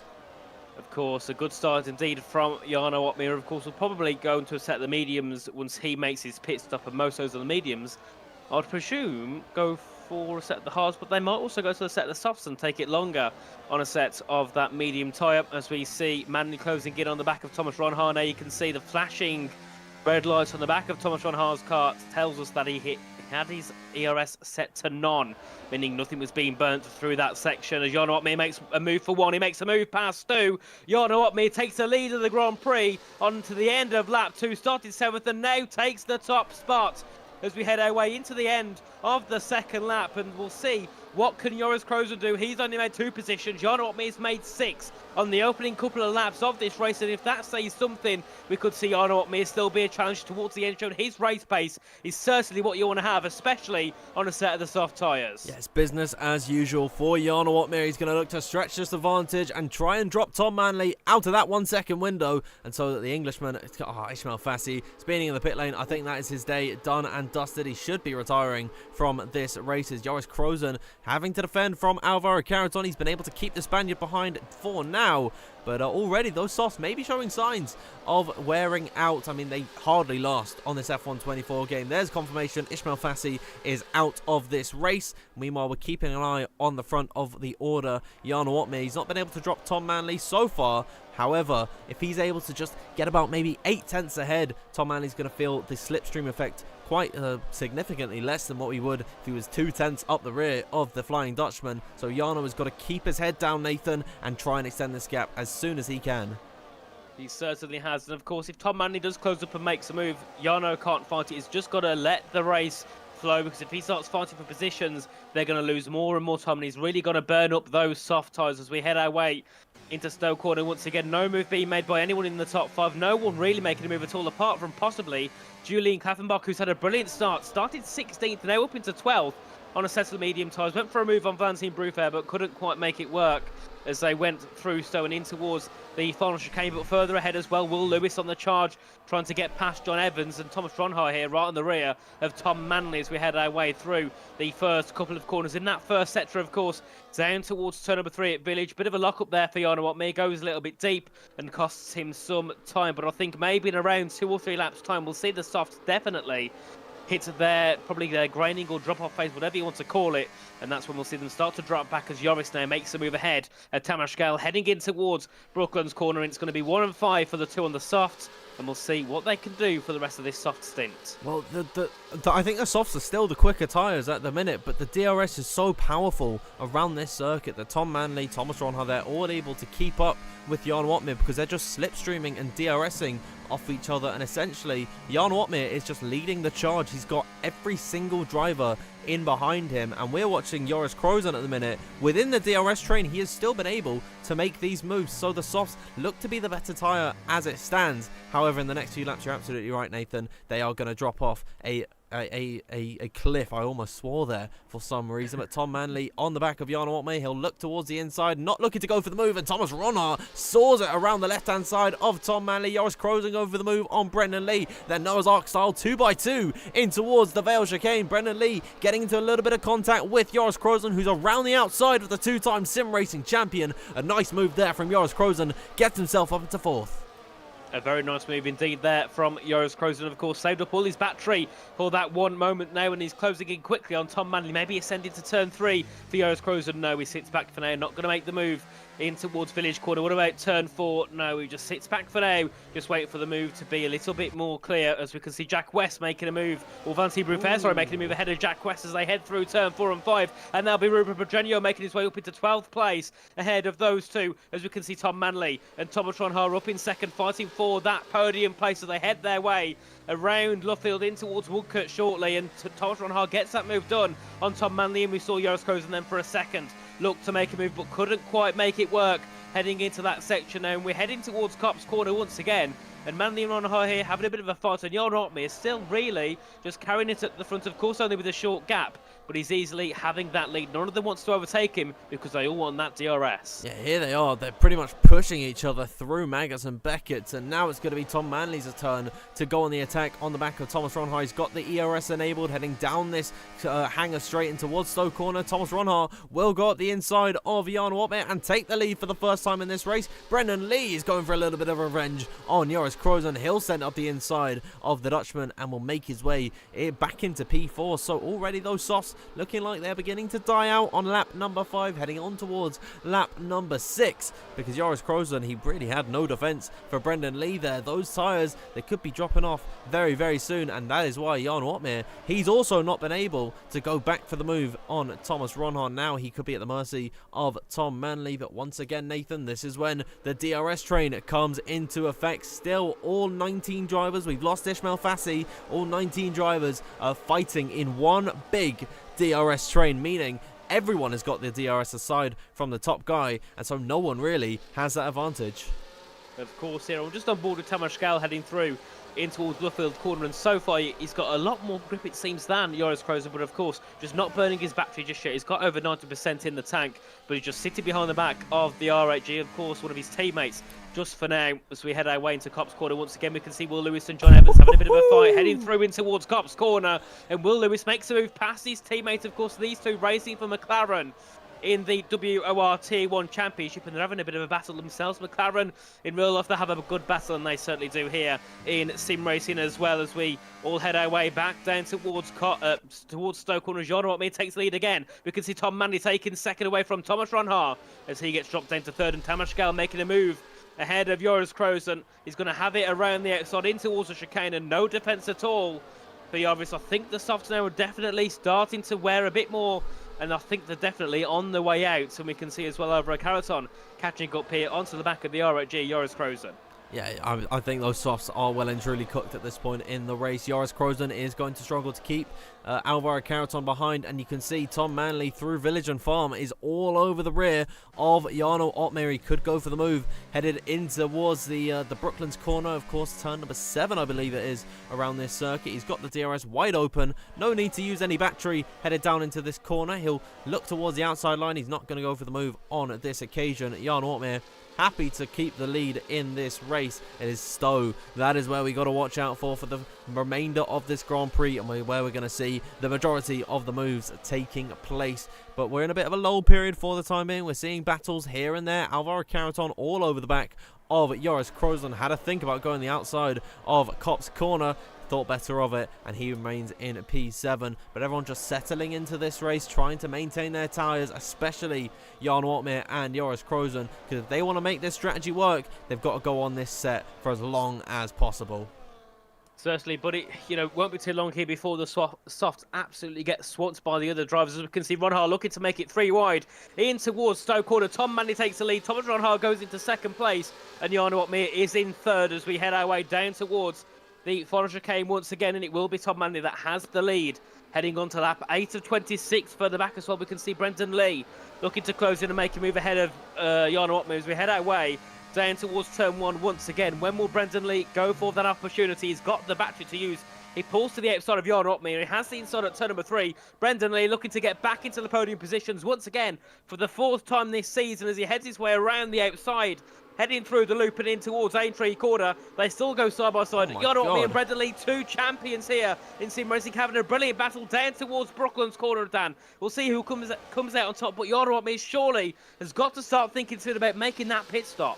Oh, nice off from Brendan Lee around the outside of Brooklands, in through Luffield. He's cleared Jarno Ottmar, and that is, of course, big stipulations for the championship fight. The pair of them locked in a battle at the minute. Jarno Ottmar currently 7 points clear of Brendan Lee. However, that he's going to be cutting that gap down as, oh my God, Alvaro Caraton. He's going to really, he's got a chance to give me a heart attack here because he tried to go for the move on Joris Krozen through Copse corner. I mean, he's really not been able to find a move on the back of the Dutchman, and that has allowed for Lucas Blakely to hassle the rear of the Williams Esports driver, heading down in towards Copse corner once again. Are we going to see anyone go for a move? Julian Klaffenbach looking on the back of Will Lewis around the outside of the Williams sim racing driver. He's not going to leave all that much room around the outside, still wheel to wheel as they're heading towards the Bell chicane. Will Lewis around the outside and into the back of Lucas Blakely. That is front wing damage, so with a little bit of contact further back behind as well. Julian Klaffenbach has gone off the circuit and around the outside of Lucas Blakely, who was sent into all out of shapes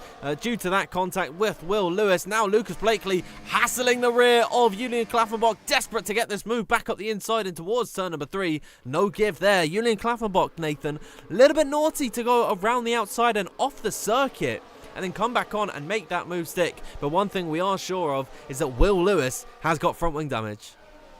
He certainly has, and that is definitely a big shame here for Will Lewis as we can see Lucas Blakely make that move ahead of Julian Klaffenbach heading in towards turn 7. It looks like Julian lifted quite early, so either he let him through in terms of a bit of respect, or he let him through in the sense of that, of course, they wanted to get back comfortably within a second of all those in the top 7 as we head our way into Copse once again. We see at the front, of course, it is still Tom Manley that leads Thomas Ronhaar in second. and Brendan Lee in third place, of course, running a good race yet again, of course, having podiums in the first 3 rounds.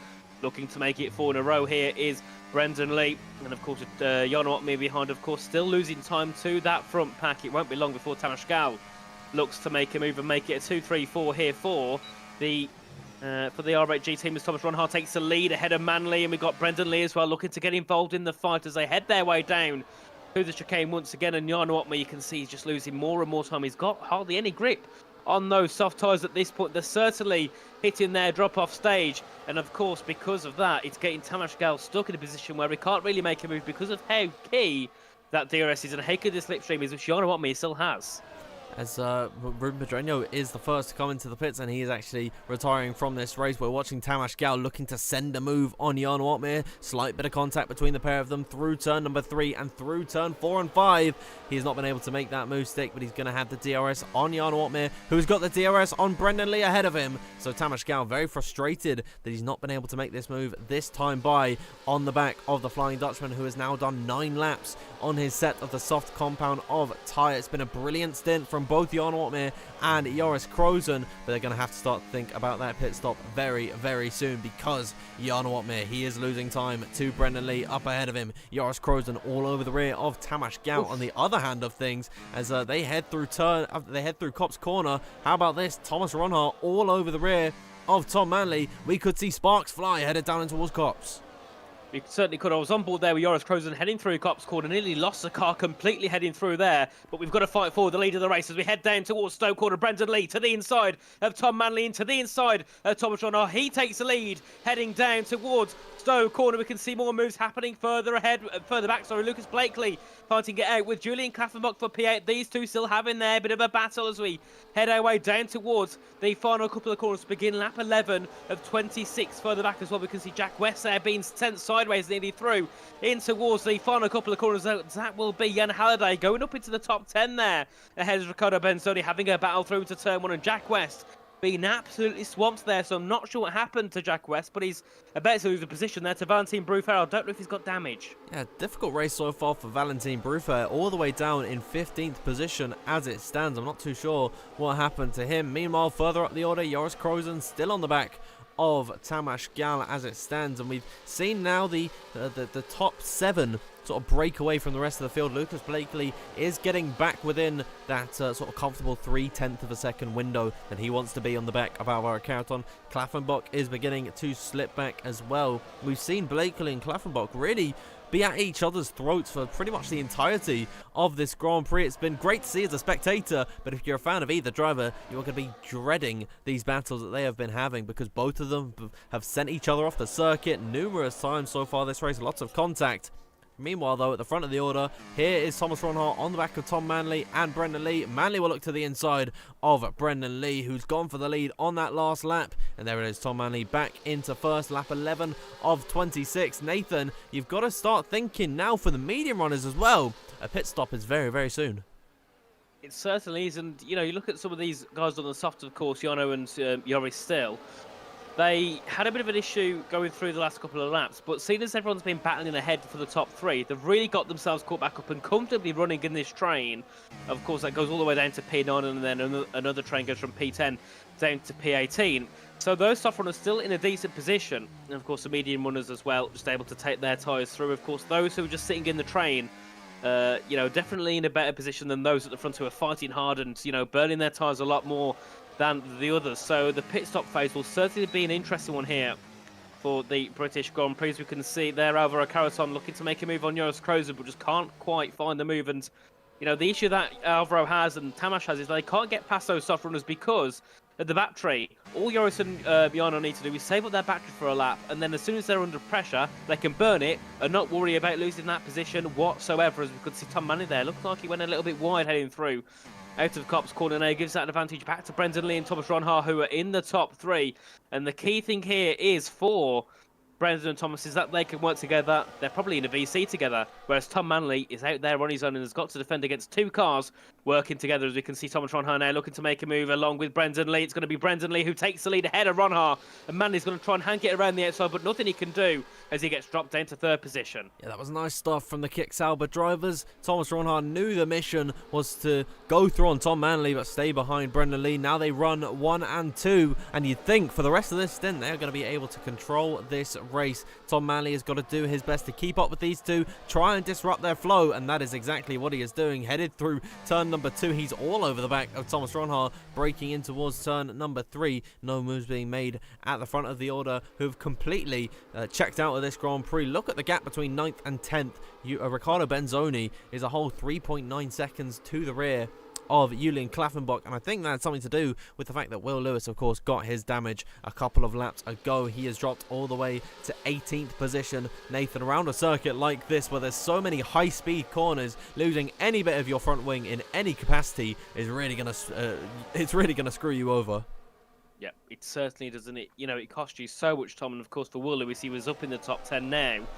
He's down in 18th position, and given a couple of laps, he might even be struggling to keep within a second of Joni Tormela. So he's got to think about making a pit stop a little bit earlier than the others to get that undercut and to get himself back into this race. But of course, still on board with those in the top 5 here, just on board with Tom Manley heading through out of Chapel Corner. Got a brilliant run here on Thomas Ronhaar, looking to make a move in towards Stoke Corner, but Ronhaar defends to the inside. Bit of ghost in there for a second as they made a slight bit of contact heading down that.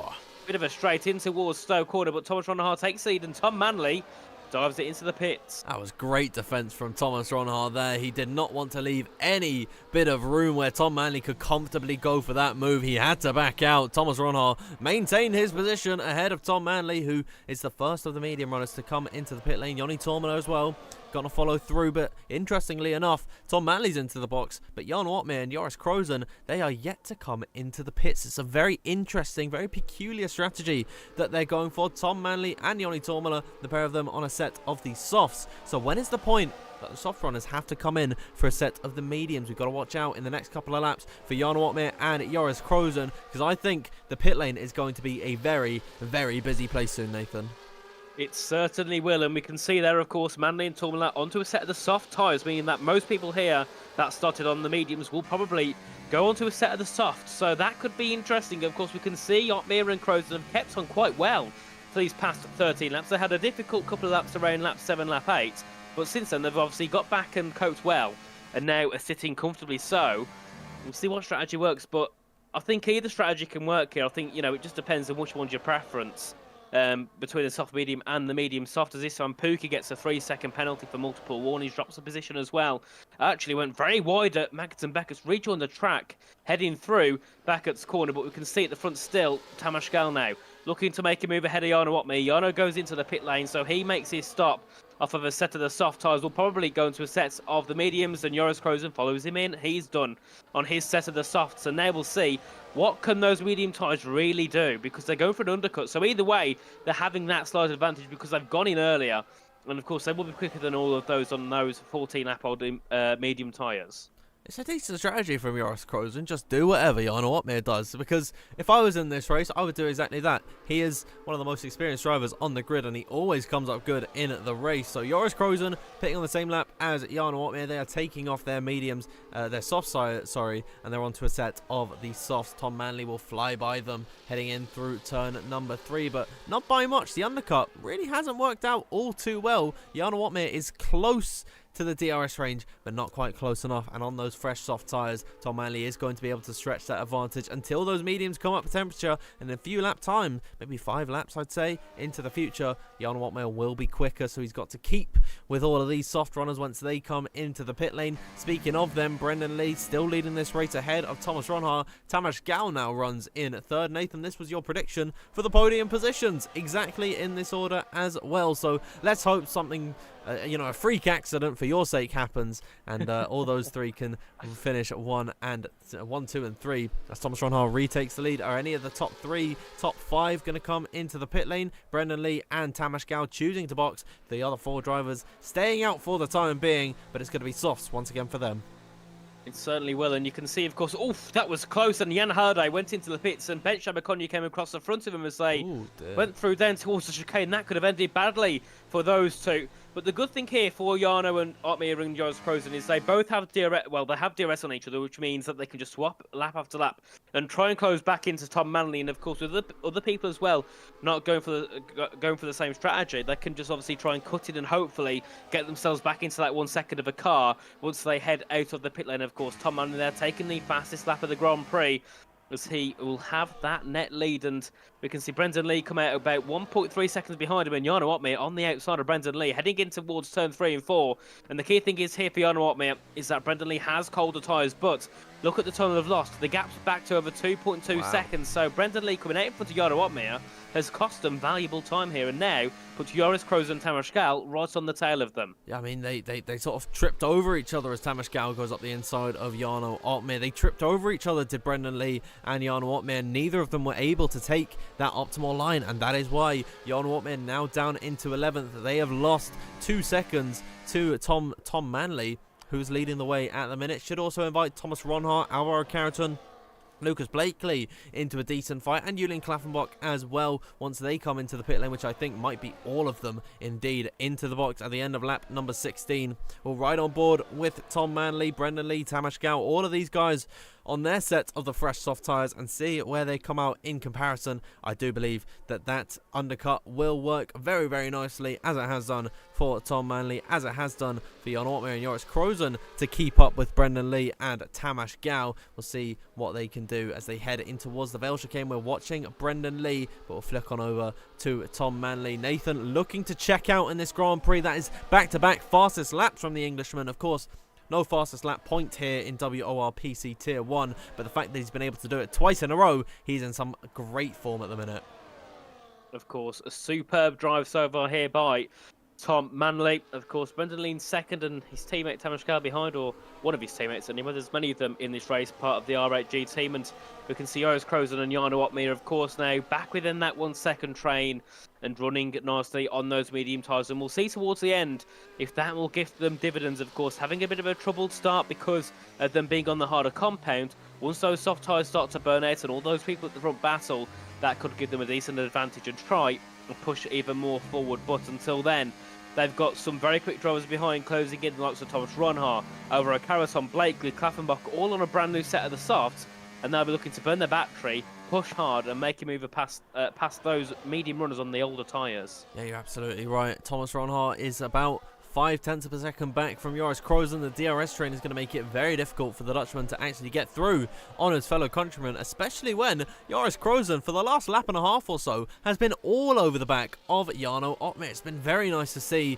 him taking challenge to his older, wiser, maybe if you want to go down that route, fellow countrymen. A lot of Dutch runners in this race at the minute, and they all seem to be in a very, very nice position. But Joris Krozen is all over the rear of Jarno Otmir, but he might have to look in his mirrors at Thomas Ronhart, the looming threat that is the pole sitter on the freshest tyres in this train, alongside Alvaro Carreton and Lucas Blakely. Not going to go for the move this time but he's hanging back, he's biding his time. And Nathan, Thomas Ronhart, he's just a shark lurking in the water, waiting for that time to strike.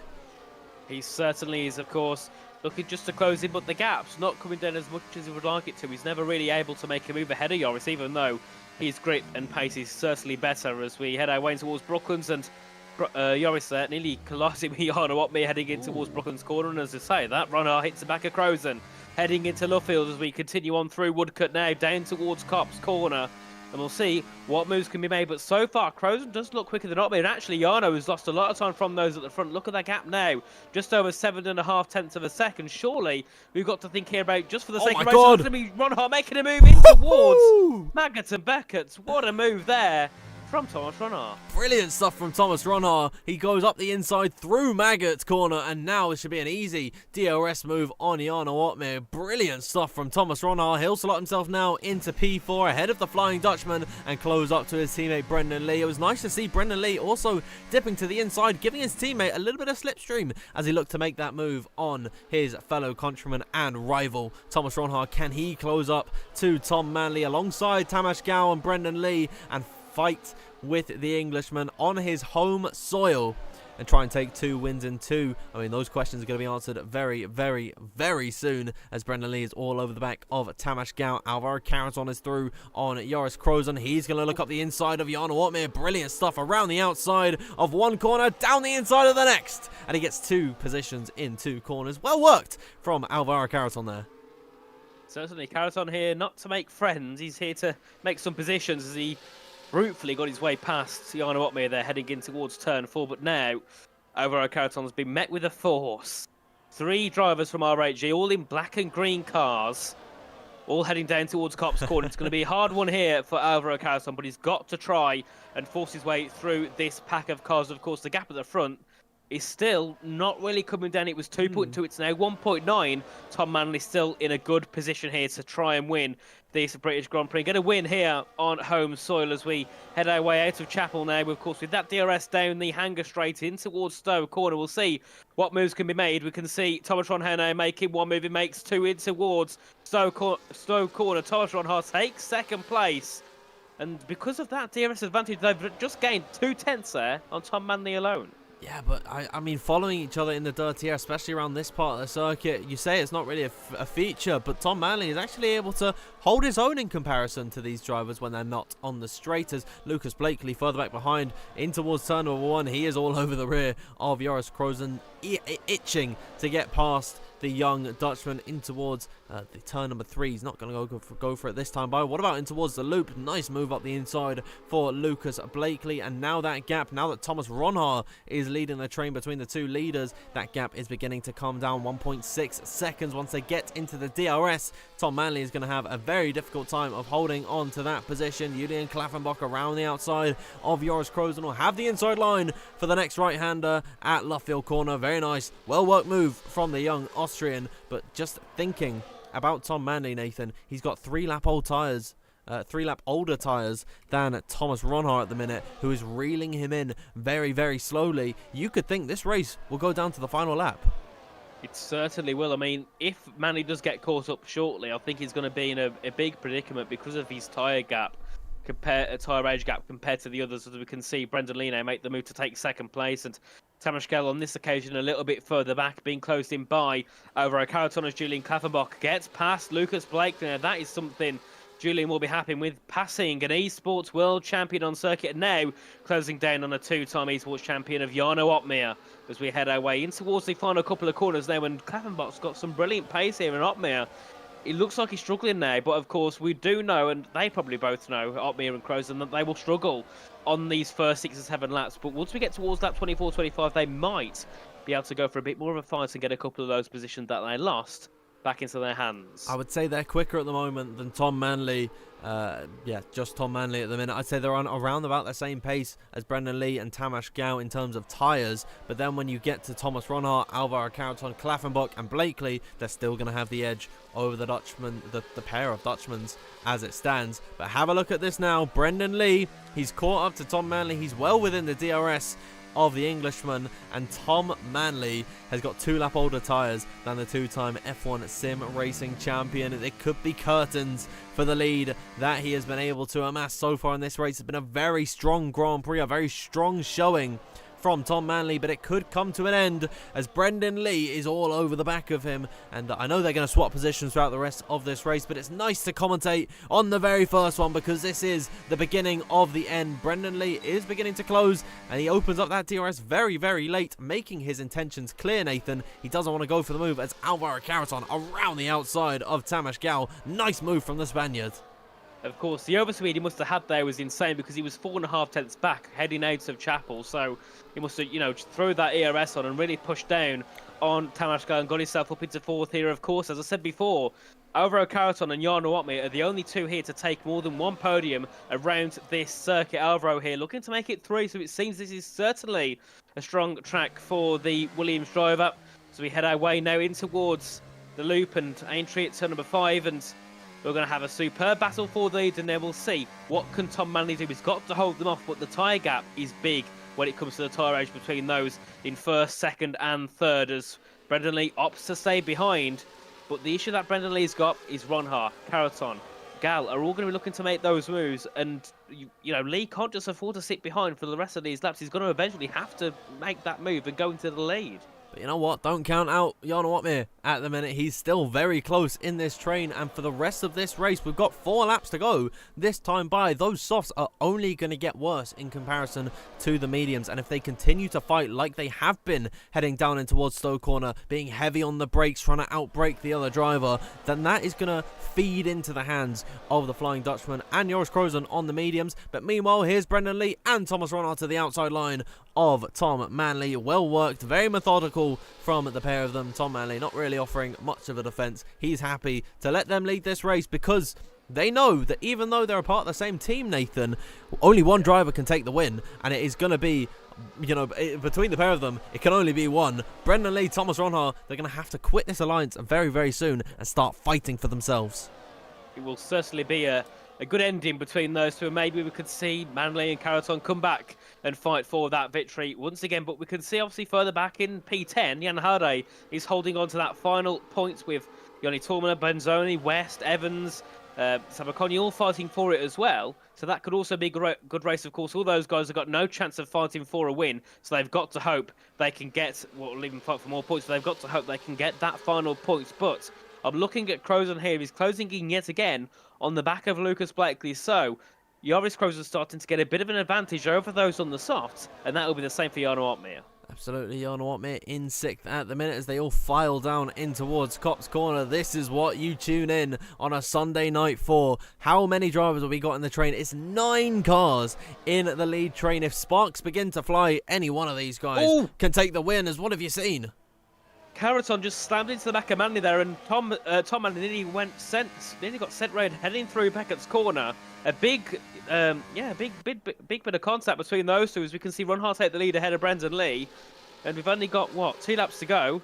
This could get tasty here between some of these guys at the front. Yeah, Alvaro with 3-lap fresher tyres than Tom Manley, itching to get through on the Englishman, who is struggling to keep pace with Brendan Lee and Thomas Ronhar. He's about 5 tenths to the back of Brendan Lee, and you'd think that's not too big of a gap, but around this circuit, where most of these guys, they're following about 2-3 tenths consistently, that's slight signs of tyre drop off. 10 laps on these softs. Of course, later, as you get later into the race, when you're lighter on fuel, you're actually not putting as much wear into the tyres, so no one is going to struggle towards the end, but they're certainly going to have differences in pace. Tom Manley, the fact is, he has got 3-lap older tyres than Alvaro Caraton. He's got 3-lap older tyres than Thomas Ronhar and 2-lap older tyres than Brendan Lee in front of him. So he is going to be the slowest in comparison to the other drivers, and that is going to allow for great battling. Speaking of great battling, Lucas Blakely and Joris Krozen going at it, heading in towards Cops Corner now. This time by Nathan, it's 2 laps to go.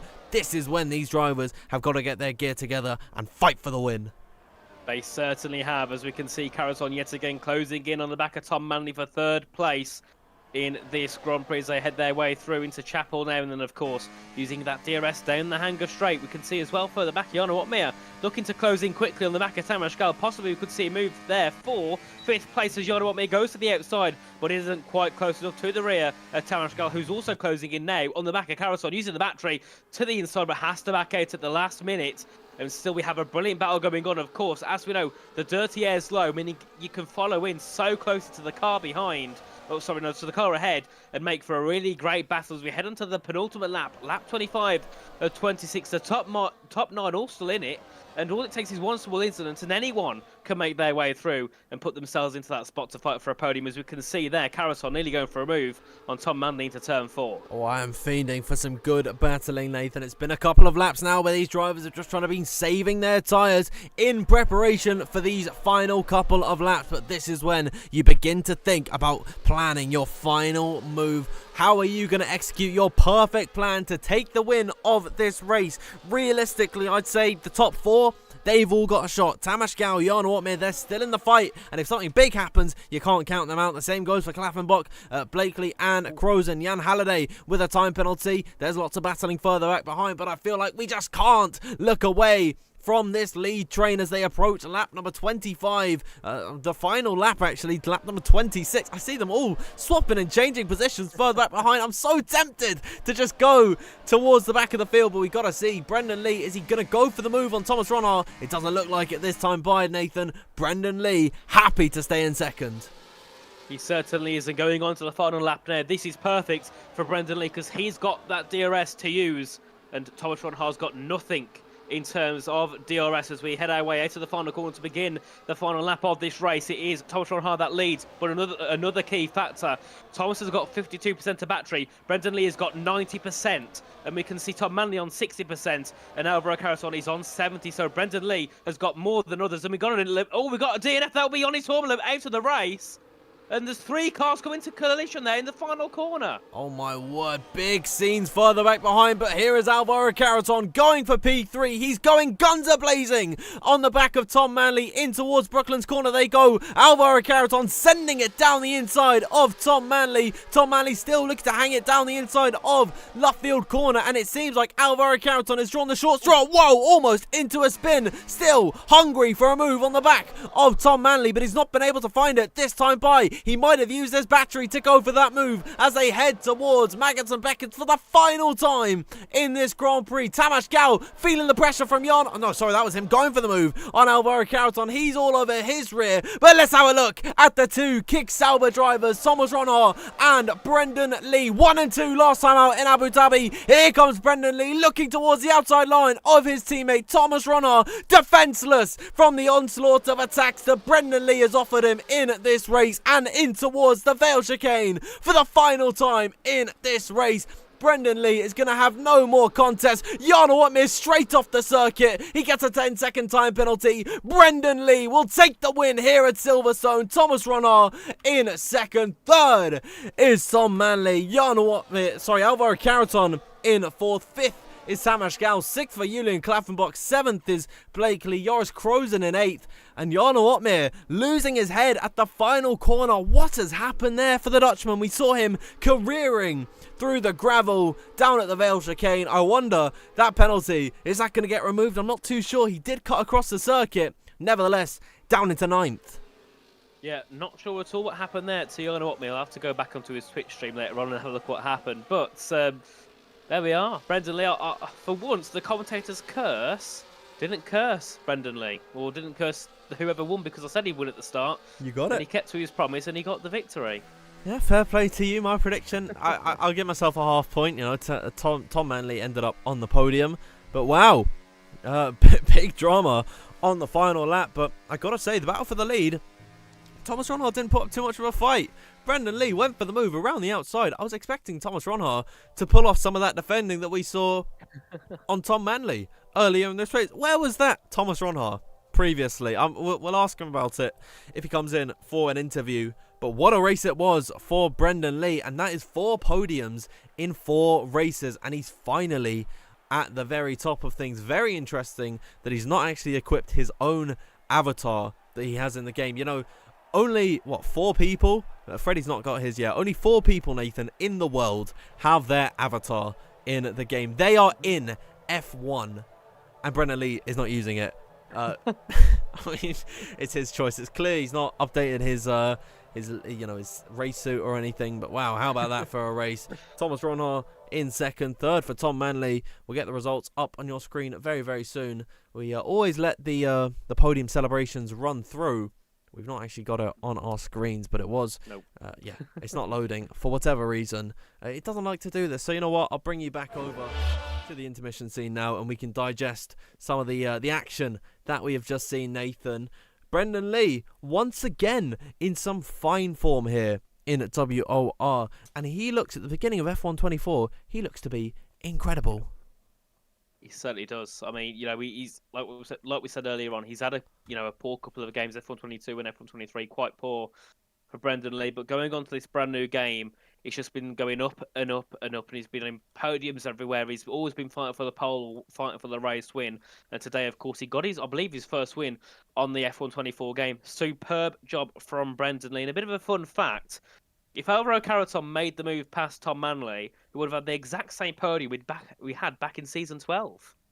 Season 12. That's some time ago. Was Brendan Lee racing here in season 12? Yeah. I was commentating on that race and I don't even remember it. So fair play to Brendan Lee for Alvaro Carrots. Actually no, we got to ridicule him. Alvaro Carrots, on how dare you ruin our little fun fact there? And now it's just a sad fact. But nevertheless, we're hoping to get all 3 podium sitters in for an interview. But let's talk about Jarno Opmeer, because the Flying Dutchman in that final corner, what the hell happened to him? I don't know. I mean, all I saw was him. Well, I didn't actually see the initial contact or whatever happened, but I did see him going slow out to the final corner, and he kind of trundled to the line in 5th gear. So yeah, I'm not sure what happened at all there to Jarno, unless he was going to, go for a move, possibly not to dive out the way, or maybe he was trying to defend and not to dive out the way. I'm not quite sure at all, but definitely not ideal at all for Jarno Opmeer. But are you ready to bring Thomas Rano in and Brendan Lee? Oh yes, I absolutely am. So you know what, I'm gonna turn us over to the intermission scene, and then we will talk to both Thomas Ronhart and Brendan Lee. We'll start with Thomas. First and foremost, my friend, can you hear me? I can, yes. Alright, perfect. So let's talk about your qualifying. Quickest out of everyone. Talk us through your lap there. Yeah, the lap itself felt really, really strong and good. I don't think there were any mistakes throughout the lap. Of course, when I look back at it, there's always, a few hundreds here and there in 1 or 2 corners, maybe. But the lap felt really spot on. So happy to be on pole. It's been quite a while since I've been on pole, so it's a good feeling to be back on the top step. And then yeah, I knew me and Brendan had really strong pace heading towards the race. So from that onwards, it was just working together. Right into the very end, we saw at the start that it was only Jarno and I think Joris on softs. Maybe one more guy, I can't remember, or maybe that was it. Definitely a bit of a surprise, because I think in PSL it was the other way around, where there were a lot of soft runners and less medium runners. So that was quite interesting to see how that would plan out. So I knew if we go a little bit longer, have a bit of a tire gap, the alternative strategy is always going to be a bit stronger than the normal strategy, as shown in a lot of the races already. And then, yeah, I think the second stint, the teamwork with me and Brendan was spot on, working together, towing each other along, and then eventually making a double overtake on Tom Manley in lap 20 something. I don't know what lap it was, but early enough to eventually get a bit of a breathing gap to the cars behind, and then eventually it was always going to be me being either P1 or P2. Had a nice little battle in the last lap, but yeah, I'll definitely take a P2, and I'm very happy with the 1-2 for the team. Yeah, I mean, I want to bring you up on that actually, because we saw on that final lap Brendan go for that move around the outside, but you didn't really put up much of a defence in comparison to what you did to Tom Manley earlier on in that race. Was the goal for you, just in this Grand Prix, to secure the 1-2? Yes, of course. The goal is to get as many points as possible for the team. So yeah, the 1-2 was always going to be my priority for the team. I tried my best to defend, but unfortunately I had no battery left, and Brendan had, I think, a tiny bit in the tank. So eventually he could just full pass around the outside, and I just gave him all the space he needed. And I knew from pretty much the start of the straight I was not gonna, hold on. The gap was only 2 tenths. So yeah, it was always gonna be, if the car behind on the last lap is in P2, he's likely to get P1 unless he absolutely has no errors, no tires, and he's like 5 tenths back. But that wasn't the case. Yeah, Brendan was really smart with that, and if I was in his position, I would have done the same for sure in that regard. So yeah, I'm just happy he got P1 and I got P2 right at the end. So yeah, really happy. Yeah, and back-to-back 1-2s for the Kick Sauber Sim Racing team. Of course, Brendan is a reserve in this tier, so his points not going to Kick Sauber. Of course, Alfie not been able to race so far this season, but back-to-back 1-2 for you here in WOR. Surely for the rest of the season and heading into the eventual F1 Sim Racing season, that is going to give you boatloads of confidence as a duo. Yes, of course. Last year we had, a lot of moments together, a lot of highs up and downs. But I think this year we're looking extremely strong together, both as drivers and also as a team. So all I can say is I'm looking forward, and yeah, let's see what happens. Yeah, I mean, that's all from me. Thank you very much, Nathan. Anything you want to say to our P2 finisher today? Got no question at all, but obviously, yet again, you looked really strong, of course, fight through on the end. And I've got to say, you haven't had that much luck recently, as you haven't took that many victories on F124. Is there any reason for that? Because I think you've only had, one so far, haven't you? Obviously, over WR and PSGL. Yeah, I think luck has definitely not been the best. I must admit. Although that I have made some mistakes myself as well. I'll go to admit. Yeah, today it was just a situation where if I was in P2, I would have won the race, and if Brendan was P2, he wins. So in that regard, I'm just happy to get this result, and I think I'm not really looking at my stats at the moment in elite racing. I'm just purely focused on developing myself every day, every week, getting myself faster on the game, and progress is going really well. So I just gotta keep going, and yeah, confidence is really high. Just gotta keep going, like I said, and it should be a good season. Yeah, certainly. So, congratulations on the P2. And of course, thanks for joining us for an interview. And hopefully, we'll see you again in the future sometime. Thank you. Cheers, guys. Yep. Bye. Thank you very much, Thomas Ronhard, for joining us ahead of everyone in this race, aside from one man, Brendan Lee. Welcome back for another podium finish from you. I mean, 4 in 4 races. It's got to feel good. I don't know if he's here. You're muted. He's muted. We had a technical problem. Now, the technical problem was me and muting the microphone. But yeah, it feels good to be, I think, every race now on the podium. So we're building up in a really consistent way and getting better and better in qualifying. So, of course, there's a lot of work that goes on behind the scenes. And as Thomas alluded to in his interview as well, yeah, the priority was to get the 1-2 for the team. And even on lap 24, I was even saying to my engineers, look, I'm going to be taking the championship lead at this point either way. So I'm happy to be P1 or P2. I just want to consolidate this position and not risk anything. I think Thomas used his battery on the back straight on lap 25. So I presume that he just wanted to lead onto the final lap. What gave me a good opportunity to take the win on the final sector. So yeah, it was a good race between us. We had a difficult situation to catch Tom because he did a really good undercut and was able to run quite a lot of laps by himself. And we lost a bit of time battling with Tamas as well. So to recover that time and then to get back into a strong 1-2 position was really, really strong from the team. Yeah, and I mean, you ended up being the biggest beneficiary by taking the win. That will slingshot you pretty decently ahead of Jan Watmir. He was involved in some weird incident where he just cut the grass completely, got a 10-second time penalty, ended up finishing in 9th position. That means that 25 points is going to do a whole lot more than it would have done normally if he finished in 4th, 5th, 6th, wherever he was at that time. And so now seeing yourself in the championship lead, are we going to see you throughout the rest of the season and prioritising yourself in what is a driver's fight for you, a title fight for you, sorry? Of course, you guys are going to see me for the rest of the season. I have to say, of course, some life commitments maybe get in the way. So I'm not going to say every single race I'm going to be here. It's the plan to be every single race. But yeah, I'm not going to say right now because every life commitment is a different situation. But long story short of it, I do plan to be here for every race and to be taking the title fight all the way down to the wire.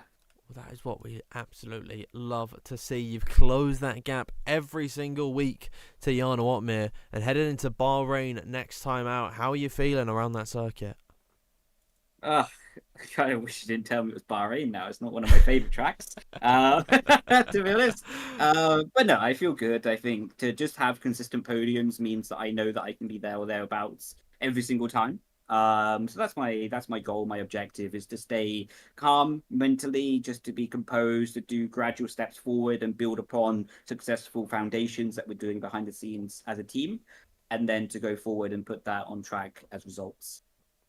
Well, really well done. I mean, seems like the main focus down at Kick is all about the team game. 2 consecutive 1-2s. It's feeling very good for the pair of you heading in towards this the rest of this season and the upcoming F1 sim racing season. That is all from me. Nathan, anything you want to say to our race winner? First of all, congratulations, Brendan. A brilliant drive from yourself. But just a quick question, of course. Obviously, we know on F122 and F123, certainly not your perfect, form, and definitely not the games that have suited your style. Is there any reason why on F124 you've been able to go back to your top form, back to your old ways, like he was back in, the likes of 2017, 2018, and obviously a few years after that? Yeah, there's actually plenty of reasons. I think one, I'm more comfortable inside the rig, but as a body, I'm healthier. So something that I didn't talk about last season in F1 esports, basically due to I'm not going to give all the details away because I don't want to say something that is bad for some other people. But long story short of it, due to some issues with the body, I had a thing with my sciatic nerve that runs down the right side of my leg. So I was driving with about 30% less feeling in my right foot. Wow. Since then, I've been able to recover that and get back into a much healthier way. So I'm not someone that wants to be on broadcast on F1 esports or on anything and be over Twitter and be like, oh, I could have done this, and woulda, coulda, shoulda kind of mentality. That was my life situation at the time. So I just dealt with it the best way I could. And now I'm able to progress healthier in my body. And it's reflecting in a nice way with the driving. Definitely. And Wow. I think it's definitely paid off. Obviously, having, I think, nearly every race been a podium in PSGL, and of course having 3 podiums and now a win, certainly paying off indeed. So Brendan, thank you for joining us for an interview. It was a pleasure to have you here with us, and I'm sure we'll see you a couple of times again throughout the season. Thank you very much, guys. Grazie. Ciao. Bye. Bye.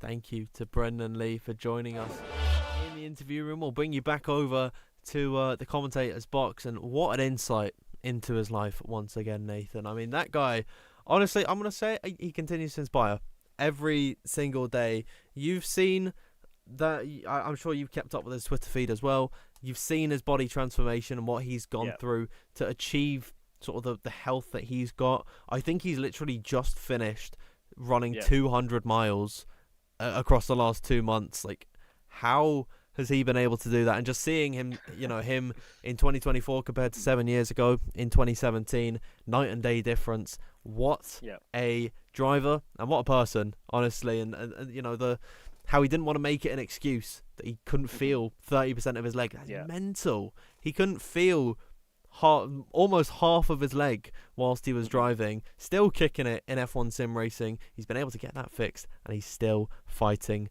with the very, very best. 7 years later from his maiden F1 sim racing title, ever the inspiration is Brendan Lee. I mean, that is just incredible. It is, wherever you see Brendan Lee, he's always got a smile on his face. He's always chirpy, he's always upbeat, which is brilliant to see. Brings a bit of light into, what might be a dull time sometimes for some. But of course, it's brilliant yet again to have a word with both Brendan and Thomas and get a bit of an insight of how the races go for the different drivers. Of course, both different reactions from Thomas and Brendan. Brilliant to see, and obviously going through into the next races now. These two are really showing some strength, a little bit like what we saw from Nicholas and Barry, starting at F123, of course, started really strong, was, getting 1-2s, both getting on the podium, both getting in the top 5s in the league racing. Then they went into F1 sim racing, and constructors-wise, they was by far the best. No other constructor came close. Yeah, absolutely. I mean, they were fantastic, the pair of them, and it's just, I'm just reveling in the fact of what he's been able to do. It's just incredible to see, and still be so competitive all throughout this time. It's great. And you're absolutely right. And how Brendan's always got a smile on his face. He's always happy to come into the interview room with us and talk every single time he finishes on the podium. It's just brilliant to see. And I'm glad that everyone watching this evening got to see Brendan Lee taking victory. I don't remember the last time, if ever, he has won here in WOR. Nathan, you've been on it with the stats tonight. Has he taken a win before? I don't know. I presume he would have done. I mean, I haven't had time to look through every driver that's racing Tier 1 because I presume it'd be a long list. I'm sure he's going to win before. Surely he's won in the past, back, in his prime season. Because we had season 11, didn't we, where we came onto PC originally? Yeah, but I don't know if he was racing in that time. I didn't even know he was around in season 12. I thought it was quite a recent addition to the grid, was Brendan Lee. But he is now your championship leader. I know he's never been in a title fight here in WOR, so he's still finding firsts. so long into his career, and we're very happy for him. We're happy for all the drivers finishing on the podium tonight. It's a shame we didn't get to speak to Tom Manley, but Thomas Ronhard giving us some good insight as well into the harmonious atmosphere that is Kick Sauber at the minute. Seemingly the team in control here in WOR, and will that control continue on to next week in Bahrain? We're going to have to wait and see. Thank you, everyone, once again, so much for tuning in tonight. Make sure, if you haven't already, subscribe to the WOR YouTube channel and leave a like on this stream, as well as follow us on all of our social medias. It's at WOR League on Twitter, and then at World Online Racing F1 on TikTok. And if you want to keep up to date with all your WOR news, make sure you join the Discord. The link will be in that description. If you want to follow myself on Twitter, it is at DanfieldF1_. And if you want to follow Nathan, it is RichieF1 with the I's replaced by the ones. We have finished Britain. We have conquered this circuit, and it's on to the Middle East. It's on to Bahrain next time out. But for now, we will leave you with Brendan Lee, your championship leader. Thank you, everyone, one more time for tuning in, and we'll see you next time in Bahrain.